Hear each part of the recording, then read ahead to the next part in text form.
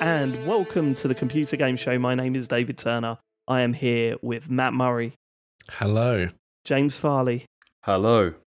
And Sean Bell. Hello. I sort of hate it when you do that. I don't know why. It sort of gets up my nose a little bit. I think it's because I'm not part of it. I think that's what it is. I think there's part of it. It's not like we pre-plan it. No. Just off the cuff, baby. Yep. No. It's sorry? It's off the cuff, baby. Oh, right. I think it's something else then. I mean, what do you think I said? You could still be involved. You could have just repeated it at the end. You know, you could have just said hello as well. Okay, Patreon producers this month are Hannah and Patrick, the QuickBooks. Yeah. Or not. Simon Nelson. I think I might make that a regular thing where I'm just unnecessarily awful to James for the opening minute of the show, and then probably continuing that through the rest of the show. Actually, yeah, it's no different. It is no do different. it every week anyway. Yeah. Oh, well, that's what I just said. So, okay, Simon Nelson, Moomin Biscuits. Don't talk over the Patreon producers. They paid a lot of money for this. Moomin Biscuit, Trans Rights to Human Rights.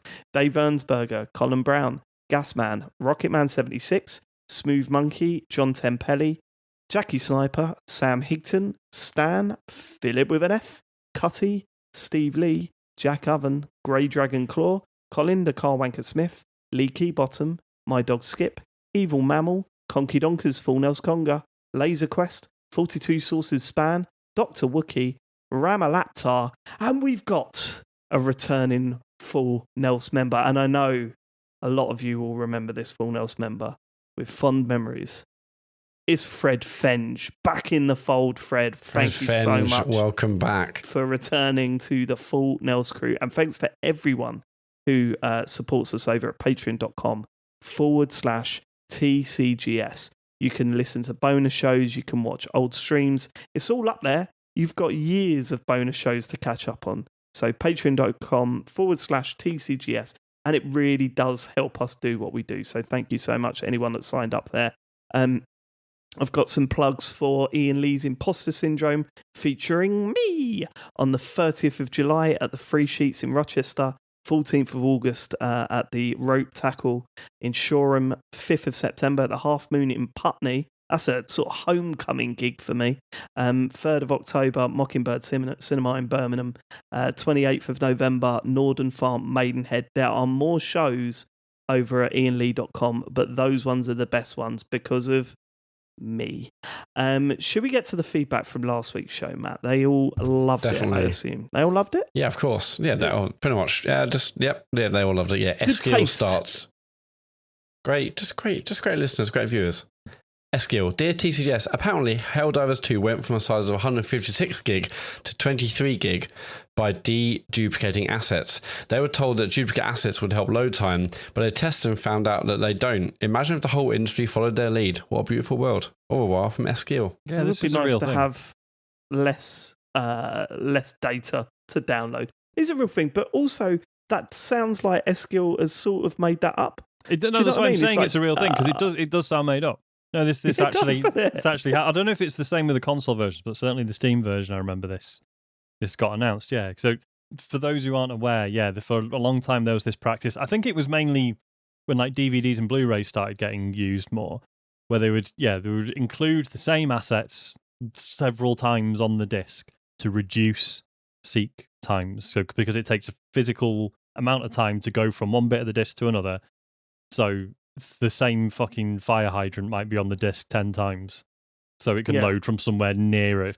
And anyway, so we were told for a long. I mean, this probably was the case back then, but so the developers of Helldivers 2 were told they should do that with Helldivers 2 to reduce load times for people using like old school hard drives, not SSDs. And and then they tested it one day and it makes no fucking difference. So cool. Didn't I remember like with the PlayStation 3, like with some of the games that came out on that, they did that where they just like duplicated the game multiple times across like a Blu-ray because of the read times were so poor or whatever. Yeah, and wasn't it like because it was kind of a badge of honor that some games were like, oh my god, it's like filled an entire disc. It's because it's got 4 copies of the game on it technically. Like, but this is something that the people are gonna developers are going to have to look at. because if we're getting rid of physical media, and let's face it, storage is getting more and more expensive. Yeah. Then it's going to be at a premium. I think I was listening to Nextlander who were talking about this recently and saying, I wonder how many gigs GTA 6 is going to be, and also I wonder how much money that is in storage space. Like how much would that cost now for storage space for that game? It's going to be fucking mad, isn't it? I don't know what's going on. I'll tell you something data related that happened to me this week. Oh, I was hoping you'd say something data related this week. Not enough data chat on this show. Listen, I'm glad you saved this, but go on. Yeah, I didn't want to tell you. I didn't want to spoil the story. No. I went to play Call of Duty last night with my mate Jay. We were looking forward to it all day. I loaded it up, and my Xbox went, I sort of deleted that one now. I was like, what? Yeah, really? It was really weird. So I had to re-download last year's Call of Duty all over again. It was bizarre. What, it deleted it on its own? Yeah, I think so, because we went to launch it and it was like, download it from here. Are you sure the kids haven't intervened? No, because it happened to him as well. His one had been deleted as well. Has it got, we both had to re-download it. It was like 96 gig. Has it got like some sort of like auto-archive thing on? You know, like where if something's not been used for ages. We played it about 4 or 5 weeks ago. I do know that's even a thing. I turned on on the phone. It does that offloading apps, and I turned it off. It's so annoying because every when I randomly did need an app, I've got to fucking re-download it. So I'm sure there's it's a good meaning, but it just did my head in. I didn't know the consoles did that. Good meaning. Please maybe write down good meaning. Good meaning to you, sir. Early and a matte one. That won't even be on the list at the end of the night. Yeah, forget that. Well, I'm going to write it down. Good meaning. Go on then. Angry Toaster has messaged. Angry Toaster, you're fine with PlayStation stopping PC ports, but when they announce they're stopping physical media, it's anti-competitive. Feels the same to me. I'm glad you pulled the face, Dave. Carry on, Matt. I don't see the connection between those two things. And Sony bitched about the Activision sale when they're the ones holding all the exclusives. When did they last do anything pro-consumer without being forced to? I mean, first of all, they've got like about 3 games that are like exclusives this generation. It's a bit different to like Activision that are a massive, with loads of things. I'm sure I've seen a couple of things with people saying like, "Oh, you're absolutely all right with PlayStation stopping the PC ports." I'm pretty sure all we said was we can understand that why they've done with it. the next Xbox potentially being a PC, you're going to have the optics of a PlayStation exclusive running on an Xbox or whatever the next Xbox ends up being. And it's less even about that. It's more just like making sure that PlayStation is a place to play this, rather than like diluting the brand or getting games elsewhere. It makes sense, with it's like, console. To improve console sales, keep your stuff on one machine. We actively say, in the ideal world, there'd be no exclusives and you can play anything on anyone. That's what we want. We're not 100%. Okay with this. We're just like, I can see why Sony would want to do this. Yeah. Because they want to make that. I'm not like, this is a good user-friendly, consumer experience. Like, no, fuck that. Like, but also, remove the physical media thing's a way bigger deal because it's, it is the fact that, this is massively limiting choice, for people in where they can get stuff. And it's just pretty despicable. Is it a big deal? I think it is. It's about the same. What having exclusives is. But they're totally different to compare against. Yeah. One makes a business sense. Compare, but let's fucking base a whole yearly show on compare making stupid comparisons. Look, Angry Toaster, you need to chill out. Yeah, you need to chill out. Maybe you need to be a chilled out toaster for a little bit. A letter from Chill Toaster next week. Yeah. Maybe. Well, we're gonna get loads now, Sean. Tony Crimes. Okay, go on. No, I was going to say that where he says, when did they last do anything pro-consumer without being forced to? I mean, never, because they 100%, and now they don't need to either. Well, because I'm sure we've said this is what's so frustrating about Xbox shitting the bed the way they have. Yeah, is that it means Sony are just like, well, literally doesn't matter what we do now. Yeah, we can do anything. Who's going to fight us now?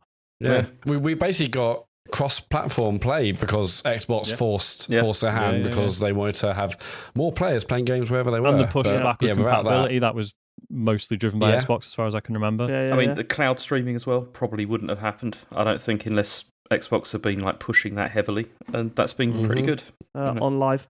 Look, I know. R.I.P. Because I know what you're thinking about when I say on live. I know what goes through James Farley's head. We didn't need to go there again, but there's a certain story. You're absolutely right. It's the first thing I think about. Yeah, just a man in a queue. I was thinking of a carrier bag. Honestly, it's okay. Look, we are padding the show out this week because we've got not much to talk about. So I will talk to you about toasters. How many slices of toaster can you get into your toaster, Sean? Controversial. We don't have a toaster at the moment. Well, okay, fuck you. That is mental. Like, that is mental. The air fryer, We've got a little rack for the air fryer. Just go in there. You air fry your... That's weird. Right, okay, you're not in my league. Hang on, whoa. I mean, I don't have an air fryer, so maybe I'm the weird one, but you air fry bread to make toast. Yeah. So what does it taste like compared to a toaster? No, you don't do that, Matt. You put toaster in. You're baking it. You're baking the bread? Or? I mean, what do you think a toaster does? You're baking the bread? Well, no, because one's like a grill, like another one's different to a grill, isn't it? Toaster's like a grill, yeah. And then but another is different to a grill, so there is a comparison. I get what you were saying. It's just the way you went. You're baking the bread. Because if I put bread in the oven, I know. So you're air frying it. Wait, how many slots have you got in yours, Matt? Just 2. Oh, fucking hell, James! Please tell me you're sane. No, I've only got 2. No, I've only got 2. Oh, fuck it. I mean, if I, it's just me in a flat. If I had a family, I probably would get 4 or 12. All right, don't bring that into it. It's all right for you, David. You got your family around you, not me.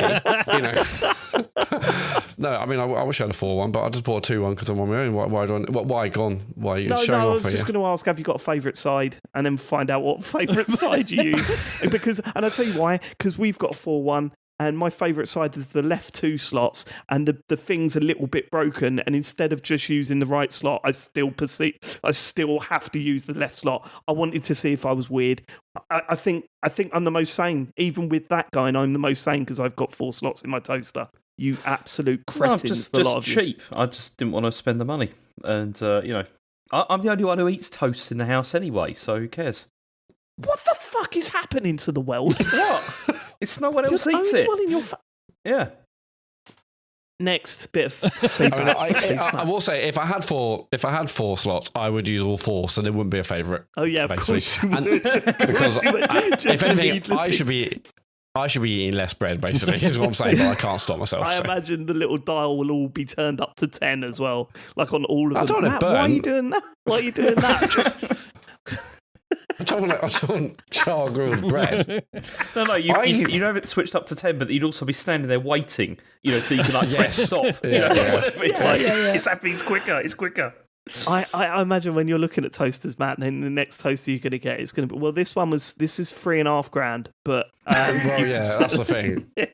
That's why I just thought, just buy something cheap and don't think about it. If I had Googled something for a second, it's game over. So it's best to don't think cheapest from Tesco, go. Yeah. Like I'm in the market for a new coffee machine if we're padding it out, and I would love a proper coffee machine. I thought of you when I was looking at coffee machines. I just went, you can get a perfectly fine one. It's not going to be as good as a proper coffee machine, but it's perfectly fine for about £60. And then I saw ones for like £3,500. I was like, oh no, I mean, we'll get I said this to New before. So I always judge how we're doing money wise on what I would do if our coffee machine broke. Because if I'm like, if it's like, well, I could just replace it, and it's like, oh fucking hell, I'm doing okay then. We're up for a 1-for-1 replacement, we're doing good. But most of the time, it's probably just leave it.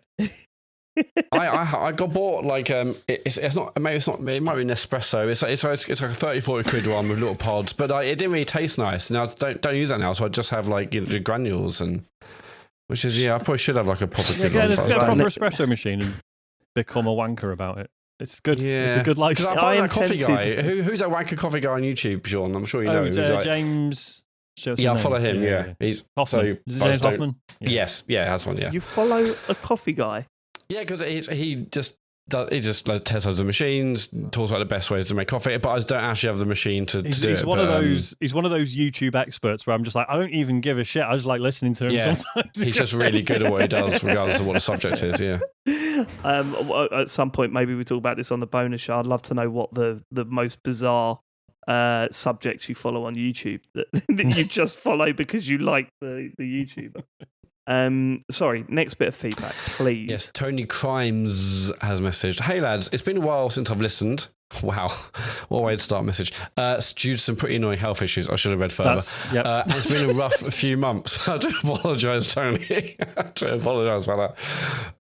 I stepped away to close the door and I nearly dropped to my knees, Matt. Tony, we're so sorry about that. Tony, you buried the lead, Tony. You've really got to, don't allow me to make it. I do have to come to Tony, not. It's completely not. Yeah. Anyway, where was I? I do apologise, Tony, about that. It's been a while since... We ain't been fucking... What are we? Oh, okay. Okay, that's fine. 12 siblings. God. Oh, it's going to be one of those. Anyway, it's been a rough few months. I do apologise, Tony. I'm listening to the 10th anniversary and I just wanted to give you all a shout out, say thank you for all the amazing pods. They have been amazing. I listened to one Gotti and I was hooked for life. When Sean said he wants to do another 10 years, it genuinely made me happy. Please never shut up. Keep up the great work. Happy for this not to get Redo up to you. I really fucked that one up. But Tony, thank you. Thank you, Tony. Yeah, thank you. Tony, that's amazing. Thank you. I mean, James, Sean and I really appreciate that. Yeah. So thank you so much. Just catch up, Tony, is what I'm saying. Just catch up. If you like it, so much. Yeah. Come on, really. Anyway, that is it for feedback. Go to tcgs.co to leave your feedback. Okay, well then, let's get to the news. Is it any more jolly this week, James? Are we suddenly going to fall in love with the industry again? Should we have our weekly set of misery? Because that's pretty that's what this podcast is referred to now. Genuinely sounds like you say that at the dinner table once every Sunday. That's your family. That's the airing of grievances at times. Go on. So we've had more clarity over the last week over the Xbox layoffs, and this is like Respec, who are a new website from Tom Orry, and it's Alex Donaldson, I think, running that. It is, yeah. And so go and have a look at that because it looks really great so far. They reported on here about the layoffs are including it's like 25% of Obsidian, 136 like id Software workers, and 22 from Bethesda Game Studios have been let go. There's others as well from other things.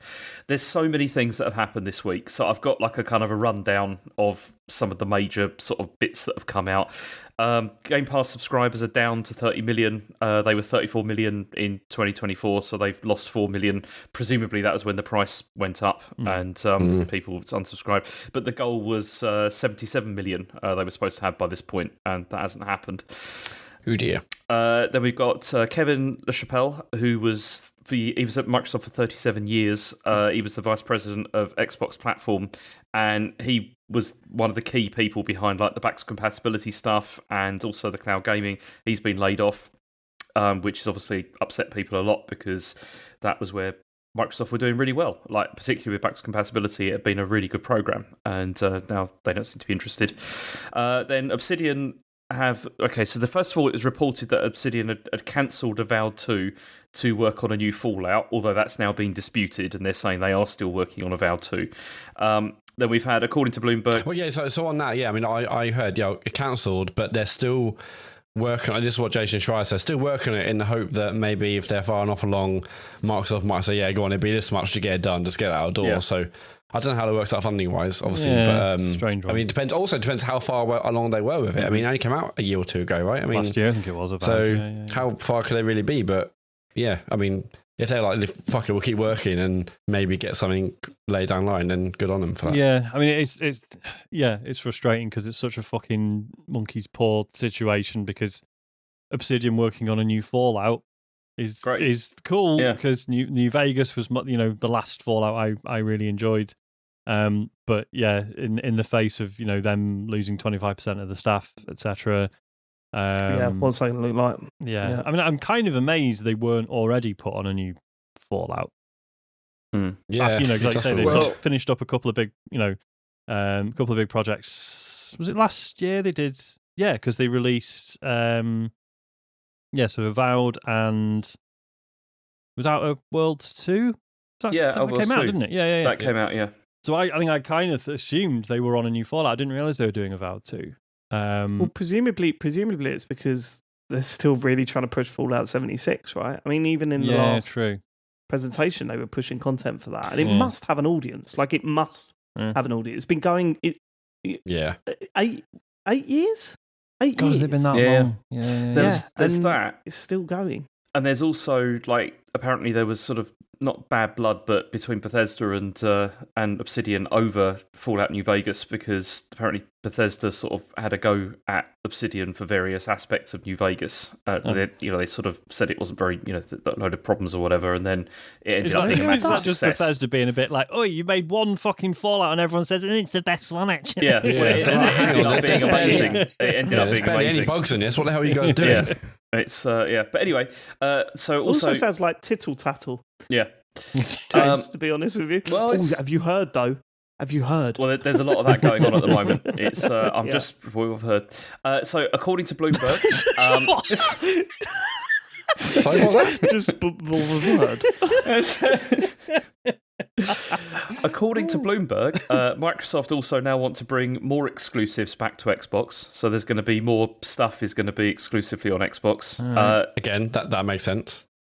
Doesn't, does it? Well, no. But surely, if we think it does for PlayStation, sure it does for Xbox. Like, well, if you want to sell the console, you need to have titles you can't get anywhere else. Yeah, but you have to have like a user base for those exclusive to make any sense. And I don't think, like, look, let's be honest, people are not going to be going out, especially at the prices they are now, going and buying an Xbox to play Gears. That's not going to happen. And I'd even say that wouldn't happen with a new exclusive Halo game either. I just don't think it's going to happen now. Well, I think it's interesting, right? Because I think you're both sort of right. I think, how do you get people back on Xbox? Right, there's so many angles to this.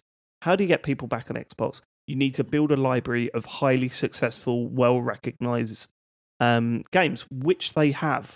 Which they have. The problem with that is you've fired a bunch of people, a hell of a lot of people. These are old IPs that haven't been massive for a while now. Yeah. But more importantly, I think if there is that tactic, it is going to take 5 to 10 years to build up another decade. Again. You see, and I don't think they've got it in them to put 5 to 10 years in trying to build the Xbox brand back up again. I don't think they've got it in them to do that. And also, it goes against what we feel Xbox have been moving towards for a while now. Like we've said on this show a ton of times, it really feels like they're heading towards dropping hardware, focusing on software, becoming a big publisher. And, going back to exclusives and that is against what we thought they were going to do. But that was under Phil Spencer, though, wasn't it? And that was under they were trying everything they could do to try and make it work, and clearly it didn't. It felt like when they were doing that, James, it felt like it wasn't under Phil Spencer, but more because of him. And we thought, well, Phil Spencer's not going to be around for long. And then when he did go, I don't know about you, I'm pretty sure we said on the show, this is going to be it. This is going to be, he's gone. Now the focus is going to become a publisher. But all the stuff coming out on Microsoft at the moment is sort of going against that, but then shutting really studios. Weird. It's just, it's very all over the place. I don't know where, I mean, ultimately, if you turn around to me and say, what is Xbox in 10 years' time? Fucking no idea at this point. Like, I don't even know what they're driving at this point. No. Or if they've even got stomach for a 10-year journey again. I mean, we talked about it before, but I still think that the plan here is to sell it off, eventually. I think that's... Well, yeah, they were talking about that quite openly on this Nextlander podcast that I listened to recently. So I don't want to say this is my idea. Didn't even cross my mind until I listened to that podcast. It's important that you should acknowledge when you're quoting something from another show, isn't it, Dave? Yeah, you're right. Okay, right. Okay, just start sell down. That whole idea of them stripping it down, making it look like it's worth more money, not overly bloated, in order to sell Xbox as a brand, as a thing. I think I get that, and that suddenly opened my eyes. The only thing that sticks in my head is how much they pay for Activision. Yeah. that's a big factor. Yeah, you don't invest $70 billion and then Yeah. Kill it off. I mean, I maybe they won't sell it, but at least spin it off into a separate company like a LinkedIn, so it has its own profit loss. I feel like that's more likely. That might be a middle ground. But even if they do that, as a new entity, it'll be slimmer and have these, Minecraft and Fallout and Halo and always like huge $1 billion. But surely, even just on a technical level, it'd be too difficult to extricate the Xbox stuff from the Microsoft stuff at this point. Like it's all like accounts and everything; they're all linked up. No, I think they could. I mean, think about like with Bungie. Like Bungie were like really like completely connected into Microsoft, where they were part of that, and they managed to break away from that. Not with profiles and stuff. Yeah, right? you didn't sign into Bungie with your Microsoft account. No, that's true. Although did they not link them though as well? Well, yeah, but same as you could link your PSN or your Steam or whatever else to a Bungie ID. So yeah. Mm-hmm. Yeah, it'd be interesting. But I know I've got loads more to say on this, but just on the exclusive thing, I think it does make sense. If they want to, if there is any kind of desire to be a player still in game, I think it makes sense. Just like it makes sense on PS5 to have exclusives. Yeah, and I agree with you. If they want to sell any hardware, they need to have a place where, like, if you want to play Xbox games, you need to get this. That makes sense to me. I agree with you that it makes sense to do this. It's just I can't see how it's going to work because they're not starting here from like completely from scratch. They're starting, from a very tainted position, and it's really difficult, I think, to overcome that, and especially because the brands that they have got that are like the ones that you would probably in the past have thought are system sellers, I don't think they are anymore. And Forza Horizon is probably one of the only ones that I would say is like really like one of their big ones that is that people still modern, is like beloved, and because you look at Halo, I don't think that is anymore, and Gears certainly isn't. And then, the other stuff is all the Bethesda stuff, like all like the Elder Scrolls and everything, but that's all miles off as well. It's like, as you said, David, like all this stuff, if they're going to do this, is going to take years to actually build it up. And in the meantime, what happens? Anyway, so also we've had the stuff at id. So a former artist from id has said that the studio now looks like a support studio. Because it's been reduced in size so much. But then id have then also said this isn't the case and that they're now the same size as they were when they did Doom 2016. So everything's fine there. This feels very like the statement from id. It feels like the sort of corporate approved message, right? Whereas everyone on the ground is like, no, this is a fucking disaster. Yeah. Loads of those statements have been like that have come out, because there was one that came out from Obsidian as well, which was like a similar kind of thing. Yes. And it's like, somebody's written this, try and reassure everybody.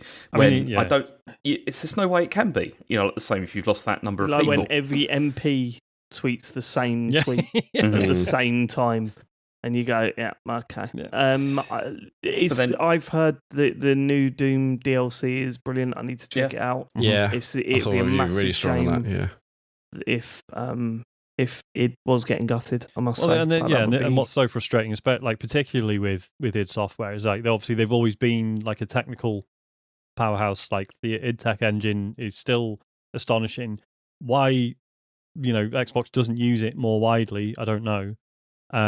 Surely that would have been a useful thing to have in your portfolio. Like, by the way, we've got an amazing graphics engine that anyone because they said that. Yes and no, I'd say. They said that they wanted to use internal tools more and not have to buy out stuff and that, and also they wanted to focus on like core things, like Doom. Mm-hmm. And it's like, well, then why would you do this to id? This feels like this should be a studio that should be more supported. Yeah. Why is the new Halo in Unreal or whatever? Like it's Well, yeah, but I think on the tech thing, on any proprietary software, proprietary engine, if you want to get talent from around the industry, then they've got to come on, they've got to be onboarded to id. Whereas if you saying that Unreal, where has people from using it around the industry, it's much easier to find talent who knows Unreal because it's just such a widely used thing. So I can see why it's harder to try and get people in to then use a proprietary engine. But then the fact is that they again, it's probably another former employee, and if you have a former employee, maybe they're probably not going to be saying the most positive things. They may be pissed off, or if they lost their jobs. Anyway, the former employees that have been quoted have said, I assume they'll just go to Unreal, which again I think makes sense, but it's obviously incredibly sad that they were bought for this technology in mind, and then most of these coders I think are gone who actually worked on the engine. So that's it. That's I can't see them doing what they're doing in terms of id tech in future, which is also sad. But then, look at Capcom, where pretty much everything they do is in RE Engine, which they develop themselves. Yeah. And it's proprietary, so I'm sure there probably are issues like onboarding people. But then if you're not firing people every 5 minutes, maybe that's not such a problem. Well, and also and you're having hit after hit after hit, which is what they are doing. And that means you're not paying a cut to Epic or whoever for the use of their engine, which is probably quite significant over time. So, and then the other thing that happened was that id had allegedly pitched a number of games as well that didn't get greenlit. So there was a Perfect Dark game they talked about. A John Wick inspired action game. So these two were supposedly pitched, but then. Oh, I'd love to see a modern Perfect Dark game. That'd be so good, wouldn't it? Imagine that. Wonder what the trailer would look like. I don't know why. As a bullet point, I bet studios pitch game ideas all the time. So I can't imagine this is wild news. But then also John Carmack has been talking about this over the week. It can go either way when Carmack talks these days. Who's John Carmack, Sean? Huh? I recognise the name, but I don't know much about John Carmack. He's one of the founders of id, so he's your Doom and your Quake man, and he occasionally talks a lot of sense and occasionally talks complete shit these days. He's But he went over to Meta for many years. Yeah, he went over to Meta, didn't he? He did a post. Was it a post or he was quoted when I forget which one it was. I think it was when it was Echo VR, the really prominent sort of esportsy one. Multiplayer when I got game. shut down. Got shut down. This big rant about you really don't have to close down as many games as you would imagine. And it's really interesting, but then sometimes he's like, I wish I hadn't stopped. I wish I'd stopped Palmer Luckey from getting fired for being a horrible prick. He's a complicated man, is our John Carmack. He is. Okay. Yeah. But I mean, what's he saying? He also came up with he designed the engine obviously for Doom and for for Quake and all that. So he's pretty famous. But then he said he says you can't. So he said you can't rule out the possibility that executives are idiots. But then he also said that this shouldn't be your default belief. So then I've got the full. This is the full quote. I'm going to read these because I think this is quite interesting. He said, "I'm saddened, but I can't muster anger or outrage over it. I don't have access to the books, but I suspect that id Software was a marginal business from Microsoft's perspective. I believe the reports that Minecraft revenues have been carrying several other studios. To continue being produced long term, games need to succeed, not just be beloved. Games are competing with every other option for spending your leisure time and money, and the competition is brutal. I don't think there is any obvious path that would have doubled the revenue from id Games. Could they have gotten more with a different pricing strategy? Could they have created more things for fans to buy? Could they have cost-effectively marketed in a way that reached more players that would have loved and bought the games? Could they have changed the game designs and broadened the appeal to more players without alienating existing ones?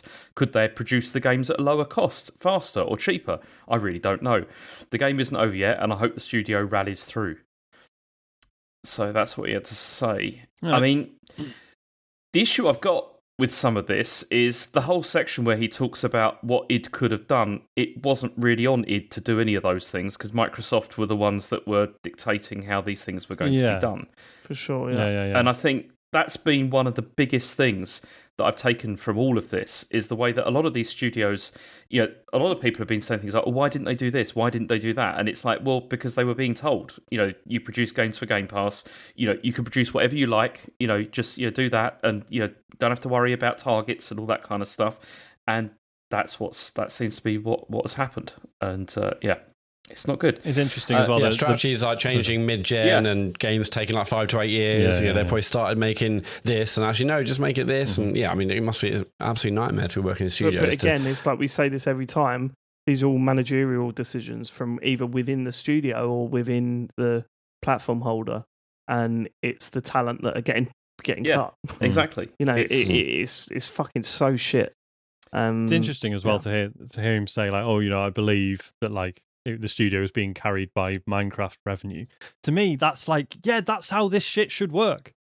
Yeah, you'll occasionally you'll get a Minecraft, and that will keep X number of other studios going, and so that gives them the space to create stuff as long as you're still profiting overall. To me, and I know this isn't how big companies work, to me, that's like, well, that's fine, surely. Well, this is how film used to work, right? Yeah. You know, it was the idea you had your massive blockbuster or whatever, and then that would fund, other creative stuff that was going on. Yeah. But sure. I mean, Minecraft is going to get monetized to fuck now, I think. Yeah, now that Asha Sharma's managing it and she wants to kind of, make like Roblox or do whatever she wants to do to eke more money out of it. See, and that's the other thing I find really confusing with the strategy here, because she's talking about like Minecraft and games like that, about how they need to focus on these sort of properties, but then they're multi-platform games as well. Like, where does that fit in with Xbox? It's odd. The whole thing is very odd. Anyway, also Elder Scrolls Online has been hit with like 200 layoffs, and so nobody knows what's going to happen with that. Maybe it's going to. I mean, people from inside the studio have been saying it's not possible to continue, with this, with what they've got now, with Elder Scrolls. I wonder what the numbers on that are like. Because I know we were saying about Fallout 76. Probably another silently massive game, I assume. Yeah. I mean, every year they were putting stuff out. I mean, we used to watch those trailers and be like, "What is this? Who is playing this?" But clearly, there are people playing it. Isn't it? Elder Scrolls or Fallout 76? What do you think's bigger? I mean, I'd imagine Elder Scrolls is bigger than Fallout 76. But based on what? I don't know. I just imagine it would be. It's nuts, isn't it? It's like, we have no idea. Mad. So anyway, in response to all this, the Bethesda union members are going to march in protest at these Xbox job cuts. They had this to say. They said, the company wants us to accept this as a done deal and quietly disappear. We won't let that happen. Then they said, Microsoft and ZeniMax leadership have made the devastating decision to slash over 440 positions across Bethesda Game Studios, ZeniMax Online Studios, id Software, ZeniMax Workers United and ZeniMax Corporate. Because we organised and certified our unions, we have hard-won legal rights and protections that non-unionised studios simply do not have. Microsoft and Bethesda Game Studios are trying to frame these 35 cuts as an entrepreneurial change in the scope of business, claiming they are transitioning from a studio-based business model to a franchised-based model to dodge their legal obligations to bargain the decision with us. We completely reject this corporate wordplay. Changing a title on a PowerPoint slide does not erase our legal right to a say in our working conditions. This means we have the right to negotiate exactly how these layoffs impact our people, and we are heading to the table to fight for every single affected worker. We're going to be demanding preferential transfers to force Microsoft to place affected Bethesda Game Studio workers into open roles across Xbox and Microsoft first, stronger severance and extended healthcare to ensure no one is financially abandoned, as well as recall rights to ensure our laid-off members are the first ones hired back when Bethesda Game Studios expands. I mean, good for them. That they're Godspeed, Bethesda Union. Fucking shout as loud as you can. Yeah, that is it's good to read. And then the final story that's related to all of this is that after all these layoffs and everything, Asha Sharma has joined the US government's task force for employment. So she's joined the board of governors of the Federal Reserve, and so this is like a part of a group that is like to improve the efficiency of the Federal Reserve's operations. Her duty is going to assess the impact of AI on the workforce. So that's good. And really. Well, obviously it's not good, but it's. But, I wasn't saying that. I mean, just. It makes sense. I mean, she was like a former AI exec. Like, this makes the most sense, but it's just the timing is. You would think she or someone near her would have the sense to be like, can you just wait a month? We postpone this a bit. Until you announce it. Yeah. Not this week. I mean, also, this whole thing is bad because, like, Mark Andreessen's on this as well, who's famously awful. And also this guy is a Stanford economics professor, Charles I. Jones, who's currently on leave at Anthropic as well. Oh, good. It's almost like the people that they're putting into this position have a vested interest in ensuring that AI is the main focus for the workforce. It sucks. But let's move on to something else, because that's all the shit Xbox news for this week. So Nintendo is discontinuing the Switch 1 in Europe, and from February 2027 in Europe, they're not going to sell the Switch anymore, like the original Switch. The reason for this is because of the right to repair laws that we have in Europe. And I don't know if this. I mean, I assume this probably affects the UK as well, because it's Nintendo Europe. It's not like Yeah, I fucking hope not. That's not what we fucking voted for. I fucking hope not. So the whole thing with this is because the right to repair, it has this point where you should be able to do like battery replacements and stuff like that. It should be like it should be able for the user to do this. They're doing this with the Switch 2, so they're going to we're getting a Switch 2 refresh, aren't we? So which will make it so that you can replace the battery more easily, and also on so say this again. They're making changes to the Switch 2 design to incorporate this stuff. Yeah. Okay. And so there'll be new models that will come out, probably just for Europe as well, because that's what's going to happen. But obviously, they clearly don't want to spend to do that for the original Switch because it's coming to the end of its life now. You say that over in Nintendo. It's mad, isn't it? Because on the one hand, you sort of think, well, yeah, the Switch 2's out, sort of makes sense. It's like, no, hang on, I remember it was when we were sort of well into like the Switch's life. And then there'd be an announcement like, they're going to stop making the GBA next week. Hang on, what? Yeah, I mean, this is clearly like massively ahead of Nintendo's schedule for when they would want to stop. They probably wouldn't have wanted to stop for another 5 years. I mean, because they still want to get the best-selling console of all time, thing, which they're probably still going to manage. It's still going to happen. But they've clearly done the maths and said, like, okay, the maths to like redevelop it, Switch 1 to include a switchable battery, or the money we get from sales, and they've clearly thought, okay, I guess just kill it now. How are mobile phone companies reacting to this? Well, they're going to have to do the same thing as well. Apple's going to do the same thing, and we're going to go back to sliding off the back of your phone. Because Apple went like USB-C because there's an EU directive that had to come in at a certain point to have like a unified thing, and they'll do the same with iPhones and Samsung. I assume the same. I don't want that on my phone because all I ever did was take the back off my phone constantly. Just like it was like some weird. There'll also probably be an explosion in like fake batteries and all that kind of stuff, and it'll be that's true. That'll be a good laugh. That will happen a lot. I would just like to acknowledge. You can make big companies do things they don't want to. And guess what? They don't just fucking disappear or, we're not going to sell our shit in your country. Then. Like, they do usually just comply. It can be done. Yeah. It's like... Except in this case where they are stopping it from being on sale. But yeah, it is... Yeah, I mean, I think they would have gone for another 5 or 10, 5 years probably. Yeah. So they must be like, for fuck's sake, they must be so angry about this. Okay. Well, especially when there's nothing on the Switch 2 to bleat about.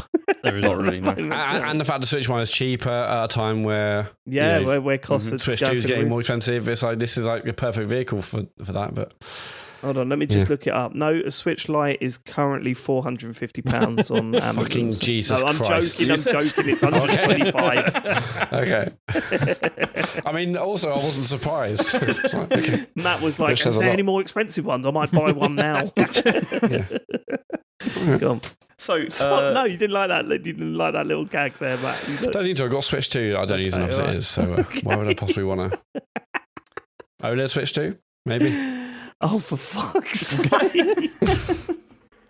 Go on. Okay, last story. This is a good story because Summer Games Done Quick to 2026 has raised another $2.4 million for Doctors Without Borders. And so, this takes place in Minneapolis every year. And they've, so far, like since 2010, they've raised $62 million for charities worldwide. It's incredible. Including like the Malala Fund and autism research as well. This is all from Eurogamer. And so that's good. But I haven't seen it this year, but Sean, you've been watching, right? I have. I mean, I was saying on the Discord, weird side effect of being unemployed is because usually stuff like this, it's like a really nice, like working from home aid to me. Like I like having like live events on while I'm working. So not being in work at the moment. It was like Wednesday where I was like, oh shit, Games on Quick's on. I should probably watch a bit of it. So I caught a few bits. Particular highlights. The Balatro one was incredible. Because obviously that's a game, so they do like a seeded run, so it's like every bit of it is planned out, like every single step of it. But they start with this unseeded one, and basically, because of the nature of the game and it being randomized, it just relies on insane knowledge of how the game works, and it's just incredibly tense. The guy says at the end it's possibly the most stressed he's been in his life, but it's well worth watching. There was a really fun Mario 64 tool assisted speedrun. I don't know if I've bored you guys with tool-assisted stuff before. Yeah, isn't this the stuff where it's like pre-programmed? And... Yeah, so basically, it's all the inputs are programmed. Sort of programmed by, well, not by a computer, with a computer. And the idea is because you can simulate inputs that you could never physically do on a controller and just cause loads of mad glitches. So basically, Mario just spends half the time just flying around on his arse. It's just hilarious to watch. And also, there was a final of a Tetris tournament. I found out how Tetris pros use a controller. Oh, you didn't know this? The tapping technique. Tapping the... Yeah, it's wild. It's absolutely nuts. Yeah, it's absolutely wild. Yeah, so how do they do it, or hold a controller? Normally you hold a controller, you have your fingers against the back of it, and then you press the buttons with your thumbs. A Tetris Pro, so for the left and right movement of the pieces, they will... So they're holding the pad with like their right hand, and then for their left hand, they place their thumb over the button they want to press, and then like tap the back of the controller. So that makes the contact. So they use their fingers. Yeah. So I think it's for left and right, isn't it? So because so you're pushing the controller into the finger rather than the finger into the controller. Yeah, and the reason you can do that is that you can accurately go, right, I need to move over 3 spaces, so I need to tap it 3 times. So I'm tapping the back of it 3 times. You're not pressing 3 times like that. You're just rolling your fingers to press it 3 times. It completely changed the way people play Tetris. We went from high scores to just break through high scores overnight when people learned how to use this tapping technique. It was wild. Like I saw a whole I swear I saw like a 45-minute YouTube video about it once when I was like heavy in my Tetris phase. But it's fascinating. Definitely look that up. But yeah, it's cool. This event is probably one of my favourite gaming things. Like genuinely, it feels. Do you know what I love about Games Done Quick? Summer Games Done Quick and stuff. There's tons of stuff, right? Like from the fact that they make so much money, from the fact that it's just pure positivity, from the fact that it's fucking awkward at times. I love that as well. I love the fact that it's people that, and this is, I'm not saying this as a diss, but a lot of times it's people that don't leave their bedrooms in the middle of a very, very social setting and wishing they weren't there at times. Like, I love all that aspect to it, you know. And that, again, I'm not sitting there going, look at this, guys. But there's times where it's so awkward that it's actually entertaining, you know. And the stuff they are doing with video games is exactly what video games should be about. It's, you know, all of the shit that we hear at the moment in the industry, none of that is in this. It's the antidote to that stuff, isn't it? It's the antidote to it. Yeah, totally. And I cannot recommend watching this stuff enough. If go onto their YouTube channel, Games Done Quick, and find a game that you love, or find a game that you remember completing from start to finish, and sit and watch it. It reminds me, I get the same feeling as this as when I watch those boundary break videos, which is just someone that has a YouTube channel and they load up a game and they try and hack the camera and then look at loads of aspects of that world and how the game's put together, go through the wall. And you're just like, this is fucking heaven to me. I can watch this for hours. So just watch one of those speedruns and soak it in how exciting it can be, how awkward it can be, how fascinating it can be. And there are ones where they fail over and over again. Yeah. I've seen ones where they've given up, but that's all part of it. Like, that's all part of the love. Like, there's never, when people do give up, they never, like, you know, they don't look broken. They just look like, it didn't work this time. That's a shame. I love Games Done Quick. I think it's fucking brilliant. And to know that they're still making this much money for charity is just, what a credit to the people. It's so funny just on the failure aspects. Like, so funny when you'll be watching one where, like, they're trying to do a specific skip like over and over and over again, and you're like looking at your watch like, fucking, they've been trying to do this one bit for like 10 minutes and keeps not working, but they don't seem that stressed. And then one of the commentators will be like, yeah, this is like a 2-hour skip, so if it takes him less than 2 hours to do it, it's still a win. So it's still a profit. It's crazy. It's fucking wild. I love it. I want to watch the Resident Evil Requiem speedrun. I reckon that'd be great. Yeah. It is always good to. I mean, I don't watch this enough, but the stuff I have seen, I've enjoyed. I just haven't really made the time to watch it. But it's always good when you you watch a game getting played in a way that's completely different to how you played it. Yeah, totally. So Resident Evil will be awesome to see. Fact, sorry, James. I want to watch some of this as well, because I told you, like, when I went to that to TwitchCon with Asha, and we watched like the mid-offs, which was the speed running for Minecraft, and it's like I started to get really into it, and I was like, I probably would enjoy speed running. You'd love this, James. You love it. It's really good. I think people. The interesting thing about speedrunning is that people think, why would I want to watch someone complete a game as quickly as possible? Surely that's going to be... And there are games like that, where it's like they're just hammering... Like, whenever I see the funniest is the Ocarina of Time one, where they're just doing that side jump everywhere. It's like, you're like, actually, this is quite irritating. But what I love about it is the amount of times you watch a game and go, okay, this is the opening area. Yeah, so you go to this corner, and if you slash just at the right frame, and we're in the last level now, and you're like, what the fuck is going on? Have you ever seen the Two Worlds speedrun? No. That's a funny... I mean, it's a terrible game. Are you familiar with the game? It came out... It was like an early Xbox 360 game, and it was like... I think they'd sort of hoped that people would be like, well, I've finished Oblivion, so this is what's next, right? I need something. It's like a... And it's dreadful. But basically, the whole thing is that it turns out you're like...